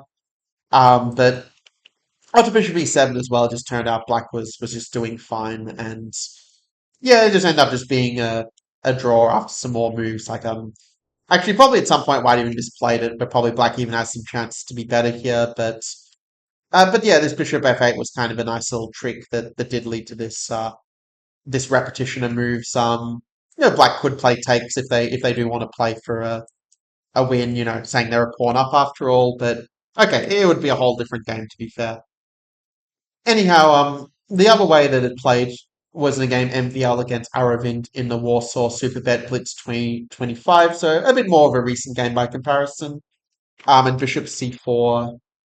You can play it with F5 if you want to, and play these positions where you're kind of saying that you're not really afraid of them like taking everything on D5, because if they do that, then you just you're going to have like h6 and just have really good compensation with the bishop pair as such. Like something like this will yeah just give you more than enough play when you've got the bishops and the attack on their king kind of in a Benko sort of style. But instead, black plays queen c7, which I mean is a pretty standard move as well. It does give white the option to play g4 and like try to hold back f5. Like that's kind of the slight drawback. Though the engine kind of says that like the f4 outpost you get in return kind of makes it worth it in the end. The black is still going to more or less be fine in a position like this. Like if I put some moves on the board, like the engine does start to wake up a little bit and realize that it is really just going to be an equal position at the end of the day with black squares and prospects for counterplay. So one ends up playing h4 instead, and I think you can sort of tell that MVL was maybe hoping to surprise the opponent a little bit, and actually it kind of worked because I think Aravind maybe mixed up his lines a bit. Because now after g4 there is a very real risk that you end up with a position like this where you just don't have any counterplay whatsoever on the king side because of it being completely fixed in place, which just then allows white to kind of like nurse that advantage of you know having these weak squares on the queen side and isolate pawns that they can target moving forward. So in the game, black played f5, but like he really should have lost. Like black got a bit lucky, I think, not to not to lose from this point. Like probably yeah, maybe instead of knight g3, like that's probably a bit passive. A move such as knight d6 is probably a lot more to the point here. Realizing if you go rook e d8 that white would just go rook hg1 and just not care about rook takes d6 because the white attack is just way too strong on the g file here. But yeah, in the game, yeah, black kind of was a bit sort of escaped in the end. But this is sort of the reason why after h4, I think it is a lot better just to play rook a d8 and play knight f4 next move, and that will sort of guard you against any trouble. You're also covering h5 in that way, so that's also a bit of a benefit. And actually, it turns out that h5 is not really that big of a problem. Like, you could even just play like f5 here, like this way, or after rook d1, you can also do it that way. And there just aren't really going to be any real problems for black in a position like this. So yeah, with that, that kind of shows the story with e5 that yeah, I mean white probably has a small edge, like objectively speaking, but if you kind of go deep enough into the lines like we kind of did, it just turns out that black just has more or less a fine position, like they can gradually equalize with best play. And you do have that imbalance in the structure. If you are playing against a lower rate player, that you do have some scope still to play for a win. But if you are playing against a higher rate player and a draw is a fine result, then I think the lines with bishop d4 do tend to like lean into that a bit. Like queen b6 is still the main line here for sure, but there also have been a couple of shortcuts that have recently been played at a high level that are also worth mentioning briefly. But that being said, I'm not sure you're going to really see him that much in the future because both of the games black didn't end up losing. So there was this Neiman Dubov game where Dubov played queen a5, but it ended up just being a little bit of a bluff. Like after queen takes c5, this pawn is defended, and white's not just going to be so naive as to play like queen a5, bishop f5. No, it's kind of funny to see like even then the engine still thinks that white's actually still clearly better in a position like that. So yeah, I mean I guess you can play it even this and still have a big edge. But the way that Neiman played, I thought was pretty smart. Like just well, actually, he did end up playing like Queen A after all, after one repetition, and I mean, he went on to win this game, and it seemed pretty smooth the way that he did it, like just H3 and just getting the rooks active. So yeah, so it's a Queen A5, not really something I could really recommend. As for the move of Queen to C7, which was played in a Farouja Sevian game, Blitz Bullet 2024. Yeah, I mean, in this case, like even just H4 is, I think, quite a principled approach, let's say, where like if they go h5, you can kind of go rook e1, and that's sort of the way that the engine kind of likes to play it, where you just have this small edge just based on having the more flexible pawn structure. Which, funnily enough, is true even after the queens get traded. Like even with the double pawns, you still have this pressure that just makes it really hard for black to kind of free themselves somehow. Like rook e8, rook e5, and all this sort of thing, where this pawn obviously becomes quite a big target. So yeah, that's probably the way I'd recommend it as white. But in the game, the move of also I will mention also like if they do play rook d8, that yeah, I would probably just go bishop c4, and I think that will kind of be an improved version of the game. Where I think this sort of position is just going to be an absolute dream for white, where the knight just does a really good job of holding back the queenside play, and white's attack. I think at the end of the day is just so much faster. But instead, Farusha played bishop c4, which I mean, probably still gives an advantage, to be fair. Like maybe black should go e5 and, yeah, try to get something a little bit similar to the e5 lines from before. Though again, I still feel like white's got to be quite significantly better here as well. But in the game after knight f4, yeah, this just didn't really work out. I mean, it's a bullet game, so we're not going to go too deep. But, the conclusion is white was just much better. And, yeah, if you want to make this work as black, I do think bishop c4 is a problematic line. And, like, even though the engine only says, like, plus 0.5, I think that from a practical point of view, it feels like a bigger advantage for white. So, yeah, if you want to play this line, I would probably recommend playing queen b6, just sticking with the main line. Because you're not really concerned about knight takes d5, to be fair.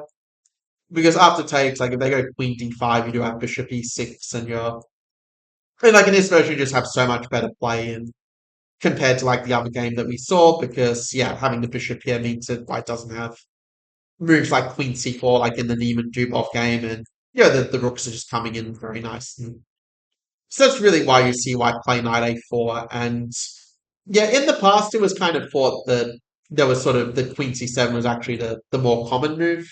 I mean, even today, like the Indians don't think it's that bad for black necessarily, but these days the trend is definitely play to play like queen a5 and sort of provoke this b3 move first, and then play queen c7. We sort of argue that the move is slightly weakening, and any of the Indians do tend to agree that this is the more precise route. With again Tabatabai kind of being the real hero here because he didn't just have two games with black, but he also features in the game with white as well. But this is really the branching point where we see like a recent game with rook e1, a recent game with bishop c4, and a recent game with bishop d3. So let's take a quick look at all three of them before we move on to the nine bishop c4 lines, which will sort of be the conclusion of this rather long update of the Dragon in 2026. So I'll start with bishop c4 first of all. It was played in this Azarov Tabatabai game, and I think if white wants to play this, they probably should be thinking of a move like g4 and playing something like this. At the same time, I still feel like black is more or less doing okay. I think that the f4 outpost just gives you a really good insurance in general, like queen e3, knight f4. I just don't really see this attack ever really being that big of a problem. We've got the knight covering here. And if we go queen e4, you also have knight g5, and you have annoying moves like this just again to fix the kingside pawns in place for white. Like e6, knight f4, this kind of thing can follow. So in the game, white plays rook he1, but I think it is probably just a mistake because of the pawn grab of queen takes h2, which I guess Azarov probably just underestimated.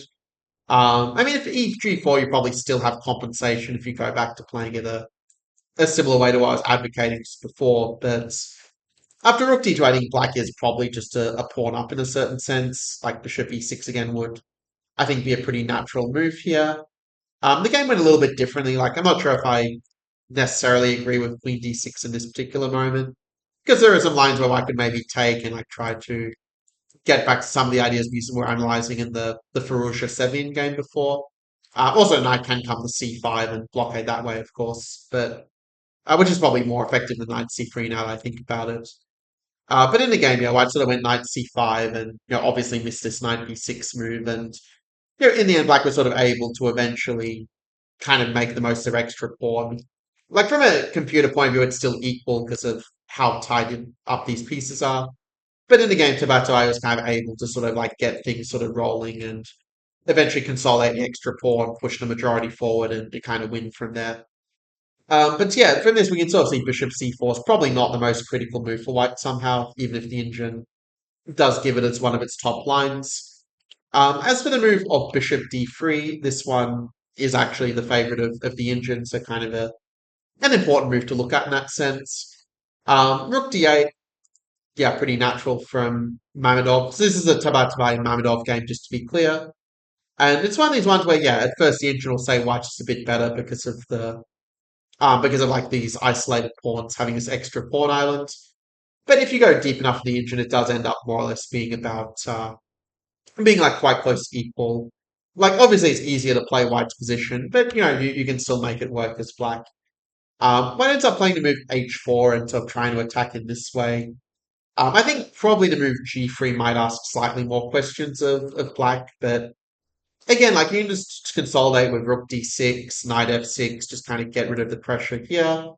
And I just don't really see too many problems. Like white's just very slightly better, but you're defending your weaknesses quite well, and you've got sort of enough annoying moves that you're more or less going to be okay. So I mean that's the price you play when you play a shortcut. That if they find all the right moves, they're going to have a little bit of pressure to work with compared to if you play like the Berlin, for example. But anyway, the game saw h4. H5 is, I guess, a bit of an automatic move by Mamedov. I think that probably knight f4 is maybe going to be a bit of a cleaner equalizer, where you kind of just play more with the pieces and try to create some weakness in their structure. But as it was, yeah, h5 was played, and I mean this one was a rapid game, so we're not going to be like too harsh on players' moves. But yeah, I think with queen f4, like black was just getting kind of the play that he needed, getting that pawn on. H4 like obviously gives you a bit of insurance policy against any danger. I mean, white probably should play queen a7, but even then, I still think black is more or less in a reasonable position once again. Yeah, I mean the engine saying white's a little bit better, but I think if you left it for long enough, it would probably move it a bit closer to equality. Like yeah, already the valve's going down slightly as the engine has more time to think about it. But in the game, I played C4, and I think that probably Tabata, I just kind of forgot about the fact that you're not actually threatening to take the knight because of the pin here. And I mean, if anyone was better, it was actually probably Mamedov in the Arising play, but yeah, in the end, the game just sort of ended in a draw with like neither side really managing to get kind of a winning position in the end. So yeah, quite a well played game between two experts of the dragon. Like Mamedov has been playing these dragon type approaches for many decades by now, in also the accelerated version, as it turns out. But yeah, that leaves us with the move of Rook E1, which is kind of the was in this game between Motorhead against Tabatabai, two very strong GMs from Iran. So yeah, it was Rook C8 D8 that was played by Tabatabai here. Actually, I think in this position you could also argue for Knight B6. It's also a move that you could definitely explore with this idea of going for this counterplay. Because if White plays A4 here to try to stop that, you do have moves like, Rook D8 or Bishop E6 first is also possible. But yeah, you're just going to have a very reasonable position, like C5, C4 is going to give very decent counterplay against what's now a bit of an inflexible majority from White. And I mean, as long as you don't get mated, which, given that the engine's wanting to play Queen E5 all the time, probably is not really going to be a concern here. But yeah, I think a position like this, White maybe has the tiniest of edges because of our extra pawn island, but realistically, Black should just be more or less fine. Well, Rook D8 was played by Tabatabai in this 3+0 game. I mean, if White wants to set problems, probably again Queen E5 is going to be the way to do it. Like Black does get some space with F6 and E5, but yeah, I do think White is going to be just that little bit better, just based on the again, if you go deep enough, the engine eventually goes to 0, 0, 0. But it is probably a bit of an easier position to White to play when it's just kind of sitting with this knight on the C5 outpost. We can't really kick it away so easily because then knight E4 is a bit annoying. So yeah, it is a little bit tricky for Black still, but there is also a move Rook E2 that the engine kind of likes. But yeah, it's a little bit computerish probably, but definitely something that also could be considered in the fight for an opening advantage, as it were. So yeah, I mean, probably you could say White's again a little bit better in a position like this one. But the game goes on. Well, in the game, White plays H4 instead, and yeah, I mean, at this point, like after H5, like they kind of got a similar position to what I was kind of talking about before, like the descending. Yeah, it's a tiny bit better for White.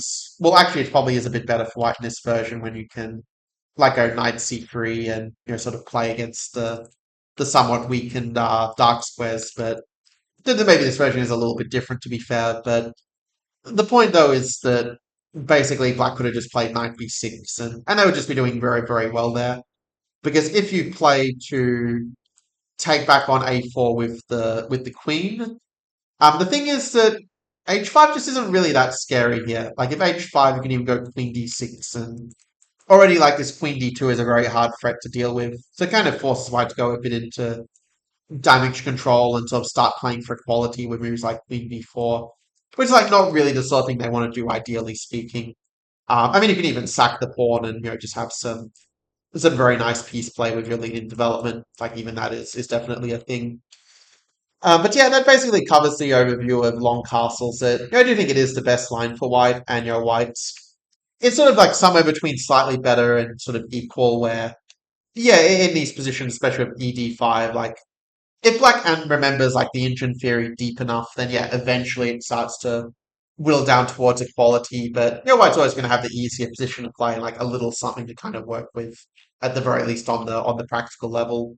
So that's kind of like the worst case scenario really for the dragon these days, because the bishop c4 lines. I mean, obviously it's like the classic main line, and they lead to some very interesting positions, but it's kind of been well known for a while that it just doesn't really put a whole lot of pressure on Black if Black is somewhat prepared. It is kind of interesting to see that virtually everybody's actually playing knight takes d4 and playing it the way Geary recommended in his chessable course on the Dragon many years ago. Because yeah, bishop d7 obviously was the old main line, but after long castles, yeah, there was this game between Proto against Tabatabai where, I mean, this Queen A5, I guess, is like an experiment that didn't really go according to plan because, yeah, I mean, in the position here, like White does, it does have like quite a decent initiative, and in the game, I think Proto just, yeah, just played it quite well, just kept the control, and made it kind of hard for Black to, I guess, fully justify their play. Like if you want to play Bishop D7, like probably the better way to play it is just to go like Rook takes to C8, and then if Bishop B3, like just play Knight D4 and play the Topalov variation, which it's kind of fun because actually early day someone played this against me on chess.com and I just like handled it really, really badly while trying to hide my real weapons from the tournament. But as it happened, yeah, like this is it's probably the way I'd recommend. There were actually some recent games where White was actually playing moves like Bishop to E2, trying to avoid this Knight D4 and B5, but I think it was a game of Ray Robson in this line from memory, but again, if Black knows what they're doing, like the fact that White's losing in tempo with the bishop is obviously not really a great sign for White. And I think if you kind of know your theory, like playing, say, Rook E8 or even a move like H5 as well, where you're just not afraid of the G4 and H5 stuff.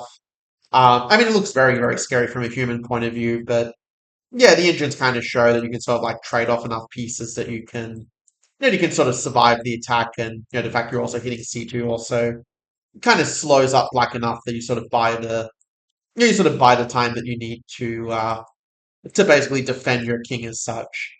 Because if they play like Bishop F3, you sort of get the time to like really lock it down and basically be a pawn up in that case.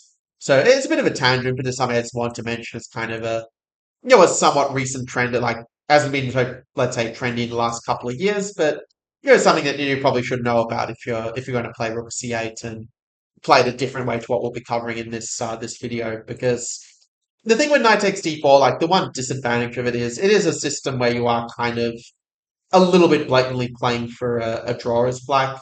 Although it is true, it hasn't stopped like the occasional win from her coming up in the from Motherhead in a chess.com blitz. But I think blitz is just always going to be a bit of a different beast in that sense.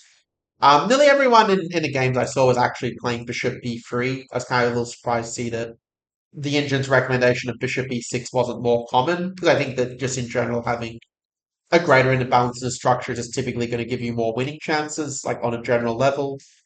At the same time, with knight d7, it is true that it's very hard for white to really fight for anything if they don't play this very direct approach with e5. Like if you give black time to, let's say, just play like rook ac8 and even if you just like have something like this, it does feel like black's just got very easy moves in the subsequent position, like easier than white to be clear. So e5, yeah, you do kind of have to play it if you want to really fight for an advantage here. And there was this game Lazovic Motherhead where black played d5 and just played this structure. It's worth pointing out you can also play knight takes e5, and it looks a bit anti-positional at first to kind of have these bad hanging pawns, but yeah, the engine kind of shows it's actually not that bad. Like you can sort of bail out into a slightly worse endgame potentially, or just keep offering a trade of queens. And again, you're basically playing for a draw as black, but you will probably succeed in doing so with an approach like this, where you just like try to liquidate everything off.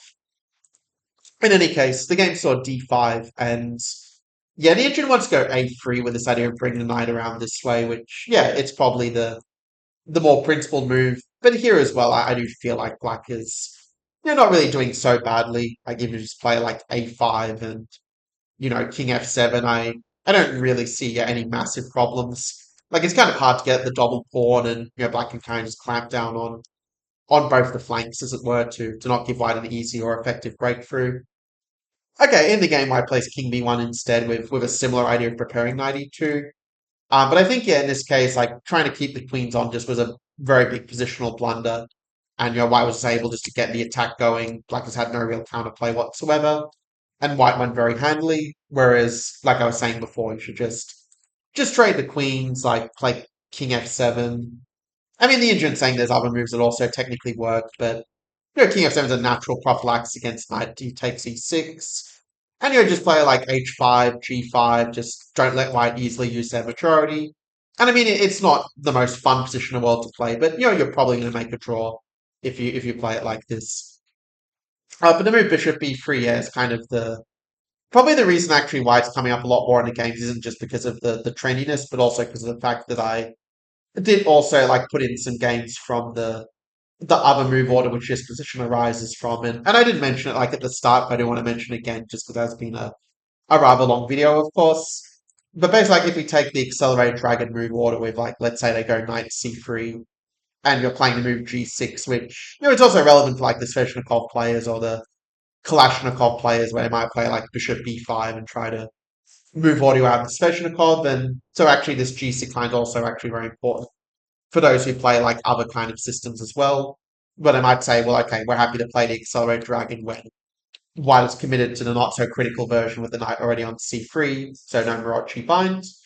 And then if we take like this position here with queen a5 and this recent trend, if I go back to the line with the position after queen a5 in the on move 11 in the pure dragon Yugoslav attack, you can see it's basically just exactly the same position. And it's here that we have a little bit of a crossroads. So at this point, yeah, but there are a lot of games like this. Will be a little bit of a longer coverage just to make sure you're fully ready to play the dragon in 2026, also in the main line. But the choice essentially boils down to whether to castle short or whether to castle long here. And the engine does prefer long castling, so that is going to be our main line as the more popular move. There was a Kasimdzhanov Mamedov game in a rapid 2025 where I think Kasimdzhanov's A3, like he was just trying to get a game and just try to get the opponent out of book. But I think Mamedov did a pretty good job at dealing with it, like after long castles. I mean, you're obviously pretty happy to have this hook of b4 potentially, even if it's not immediately going to be a factor because of knight a2. Like, you can definitely prepare with a move like rook a b8 as an alternative to the move of rook a c8 that was played in the game. So king b1, rook c4. Threatening some tricks with knight takes e4 and these sort of tactics that are just very standard for the dragon. And after 92, I mean, the move in the game of b4 was like technically okay as well. Like, game did end in a draw, but I do think white is a little bit better in this ending, so that's probably why I wouldn't have, yeah, necessarily gone for this, because I do think there are some weaknesses in black's position that could be a bit of a problem in the long term. So I think it would be just much easier just to kind of trade the queens and just play this endgame in a much better version where you didn't make this strategically questionable exchange of the b pawn for the a pawn and leaving with the isolated pawn on a half open file. So a3, yeah, not really too much to be concerned about. The move castles short actually is kind of interesting in that I kind of noticed that there were like three different moves played in like the top three games, and all of them are actually pretty decent. Like for example, the move of knight d7 was why the Geary played it in 2021 in a blitz game against Srenka Jimenez. And you can sort of see that, yeah, why I think even though he was rated like, two 500 plus FIDE, that, he's really kind of struggling, I think, to come up with a good plan somehow. And like the arising ending, I mean, probably black should have played maybe takes and then queen c5 might have been more precise just to avoid a problem of, this structure being a little bit annoying maybe. But instead in the game, white didn't really take the opportunity and, black kind of got to where he wanted to go, like where he has just a more flexible structure, because the pawns being doubled, like black also has kind of the clearer sort of plans to sort of work with in a way. I mean, the game's probably worth playing through even to the very end, just to give you a feel of how these sort of typical end games kind of play out. And yeah, I'll admit it's probably not perfect play by any means from either side, but you can sort of see that Black is kind of able to just kind of get some chances. Knight f6 here, quite a nice move to bring it to a knight end game where those weaknesses can be a bit more of a problem. And even though white should probably still technically be holding, like in the end, yeah, letting like b5, b4 happen with this trick was just kind of where it went from being sort of bad but holdable for white to just being losing. And yeah, here white just lost a pawn and you end up resigning in some more moves from here. At least I'm assuming it's a resigns. But anyway, yeah, that kind of shows again what black's sort of aiming for in this structure. There were a couple of other games, like there was a game between Kravtsiv against Burkic in a recent Tile Tuesday 2026 where I ended up winning this game, but you could also argue like a6 is probably a little bit unnecessary. Like just play bishop c4 and why prepare b5 when you can just like play it directly in a sense. So yeah, I mean the game's not that theoretically relevant, and also there was another game like with the move of rook a c8 in the game between Yakubov against Mamedov in Gashmov Memorial Blitz 2025, and I think instead of rook f8, it's probably slightly more precise to go knight d7 and like just trade off the bishops directly. Because we've already seen a few cases before how the endgame is just very nice for black here. But okay, rook f8 doesn't really spoil anything either, and the game is kind of more evidence of this fact that the endgame is just very nice for black in the dragon. And yeah, eventually black was kind of able to just keep maneuvering where I mean, it was a blitz game. Like, I feel like some moves of the game are probably not so relevant from this point. Like, for example, here in this position, it's probably better just to take on b3 and sort of use this trick of a b3 bishop h6 to your advantage, like to win a pawn like that. Because if they have to go cb3, like that's obviously a bit of a sad position if they're effectively down a pawn, even if the engine doesn't think it's that bad for white. But yeah, you can sort of tell from this that castling's really not a critical move, and you don't even really need to like memorize a whole lot of theory because just fundamentally the position is just quite nice for black, and a lot of moves are going to be fine. So really, the big question does come down to long castles, and b5 is the way they play it these days.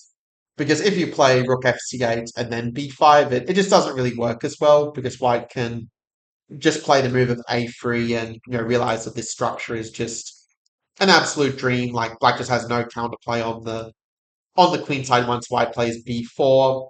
If you go b4, you just lose a pawn without compensation. And otherwise, yeah, white's just going to go and just mate black's king on the king side, knowing there's nothing at all to worry about on the other side of the board. Now in this game, Furusha against Nakamura, it played out a little bit differently to this, where white decided to simplify for reasons are not really clear to me. But I mean, yeah, it's clear, black is just doing very well here. Like the loss is not in any way due to the opening. But yeah, this is sort of the reason though why you want to play b5 first, where you sort of make sure that you get in this b4 before white has time to play a3. Because if they do play a3, we'll see it's kind of it's just not really working in this version when white didn't have time to play king b1 first. So we have king b1, b4, and once again there is a little bit of a choice here for white that I can either play knight d5 or they can play bishop takes e6 first. And we're going to start with the move of bishop takes e6 just because it's come up a little bit less often in the recent high level games. So, and then we've kind of seen before how like the double pawns really aren't that really aren't that easy for white to actually get at. There was a couple of games like neither of them I think were particularly challenging for black somehow, but there was like a game between Yu Yang and Narayan in the FIDE World Cup last year where like after G4 is just showing just some good preparation, I think. Okay, the move H5 is one that is a bit strange to me because I think that yeah, Yu Yang could just go knight G3 and like just basically go for the mating attack on black's king, which would be very hard to deal with. So instead of H5, like black should just play D5 instead, probably. With the idea that after G5 you kind of get in this D4 intermezzo. And then this arising position will be quite safe for black. Like it's very hard to mate the black king when white isn't able to, trade off the dark squared bishop with one of their own. And the fact we also have the counterplay in f3 also helps us to be fine here. So that would have been a much better way to play it. But in the other game, Ivic against Lamy from European Team Championship of 2025, so white played h5 and played it a bit more dynamically as you might expect from the Serbian chess school. Well, I guess the real fun line would be like g4 and just throwing everything at the king. But it does turn out that black is going to have enough counterplay, like with a4 and with g5 you can kind of go knight g4 and sort of your king is actually going to be reasonably safe while just rip things open on the other side of the board. And if white does play like queen g2, yeah, you just play b3 and you just trust it. Okay, you're just opening up the position on the queen side, and by doing that, you're basically going to be fine. So quite sharp theory, but that's the way the game could have gone.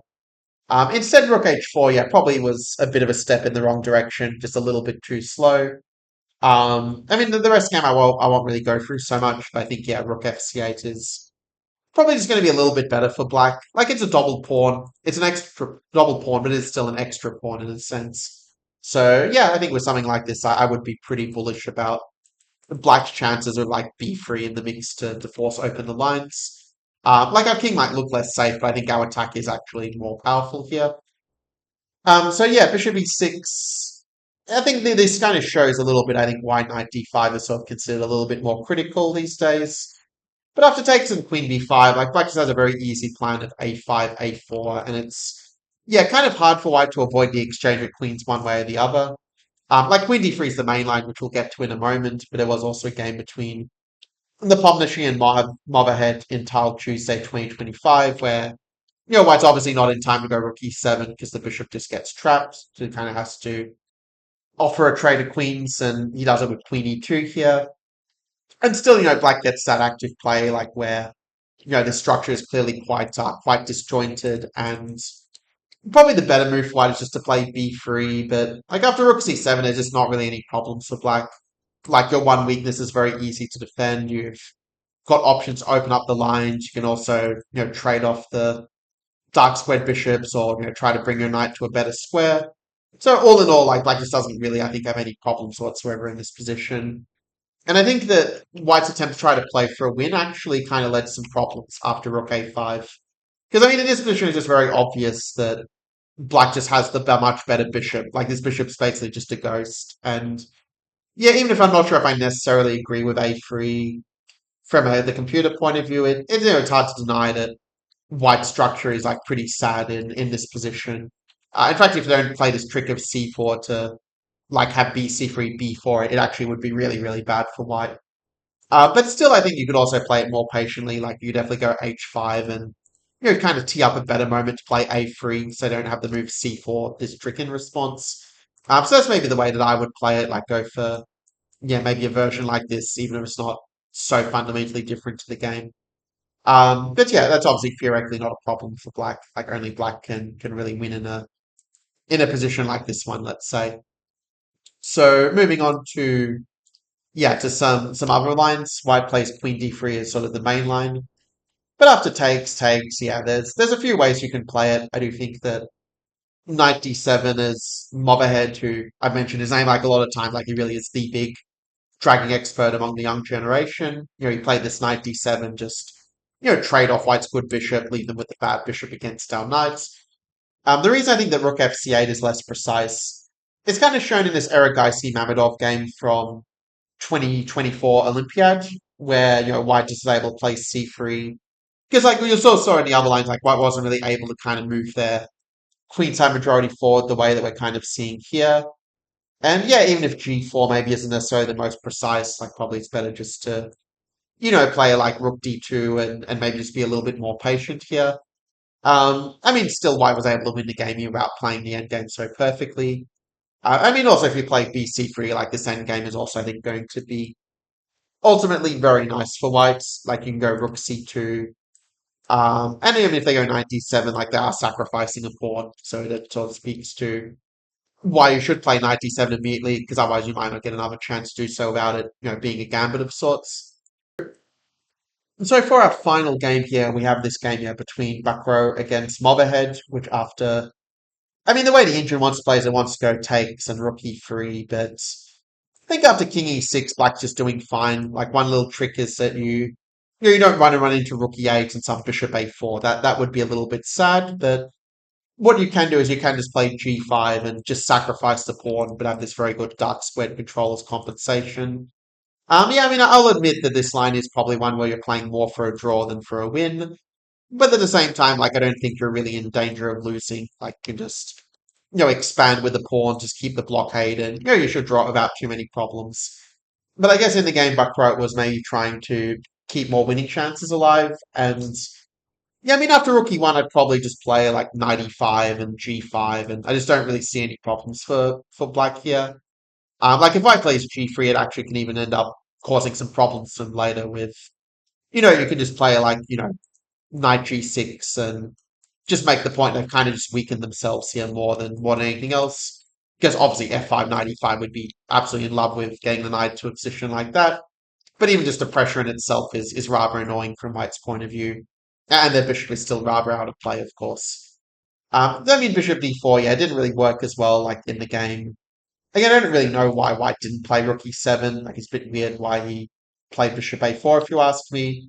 But at least this position is kind of more of a typical sort of endgame and a good one, I think, to sort of conclude on in like showing how black wins these kind of positions. It basically does come down to good knight versus bad bishop at the end of the day. And yeah, Mobhead just continuing just to be very sharp and seeing these tricks like e5, realizing that the exchange would be very good for us when the bishop doesn't really have a great square, and we've got this momentum just really kind of rolling down the board in a sense. Now b2 also is a very big weakness after rook cb7. So white ends up playing a3 instead, but like I think strategically the structure is just winning for white because white just can not really use their bishop in any effective way, and black can just play around it. And the way the game concluded, yeah, you can kind of see why I was just really struggling to fight back on the dark squares. And I mean, it's sort of a desperate attempt, realizing that if white plays quietly, the rook is just going to come in and just decisively penetrate and get at the weaknesses this way. But yeah, the exchange tactics doesn't really work, and black was able to still take the pawn, still cover the white pawns, and white just resigned here. So yeah, that was the Dragon in 2026. I know it was a very long video, so well done to all of you who have made it to the end here. And basically with that, we can just kind of conclude that the Dragon is, I think, still a system that's very much alive and kicking in 2026. That basically, like the lines with the accelerated Dragon, generally they are a little bit better for white. And it is interesting to see how, like in the Dragon, a lot of new approaches have really emerged, especially these approaches like the Hungarian dragon that started to become a lot more popular in the last years, and also the dragon as well with like this h5 and a6. But ultimately, it is true in these shortcuts, and white does get quite a pleasant advantage if they, know the top line of the engine essentially that I showed in the video, like a few ways to get the advantage, both like engine and human kind of versions. And then for the traditional main line, like really, yeah, the move of castles long is really the it's still white's best try for an advantage where yeah the engine at first will give white a small edge, but if you sort of know what you're doing after e5 or bishop d4, you can like gradually reduce that edge, like keeping it to a minimum. As I said before, I feel like bishop d4 is more the move to play if you're happy with your draw, and e5 is kind of the better move if you want to play for a win and keep some more tension in the position. And finally, we kind of saw the bishop c4, yeah, is just a line that is black is just in very good shape here with like bishop e6, queen a5, and I can try different things, but ultimately, you just end up getting this endgame where, as long as you kind of get your knight to d7 quickly enough, you're just not going to be in any way worse, objectively speaking. So yeah, that's the Dragon in 2026. I wish you good luck with playing it with either color. And do let me know in the comments below what would be the next opening you would like me to do a deep dive on and showing the key ideas and key games of the opening updated for 2026. Do let me know, and I will see you in the next training. Before I go, also don't forget you can also get my free anti-blunder blueprint at simplechessimprovement.com. Just click the link in the description, and the rest of them will be covered for you. All right, see you in the next one. Take care.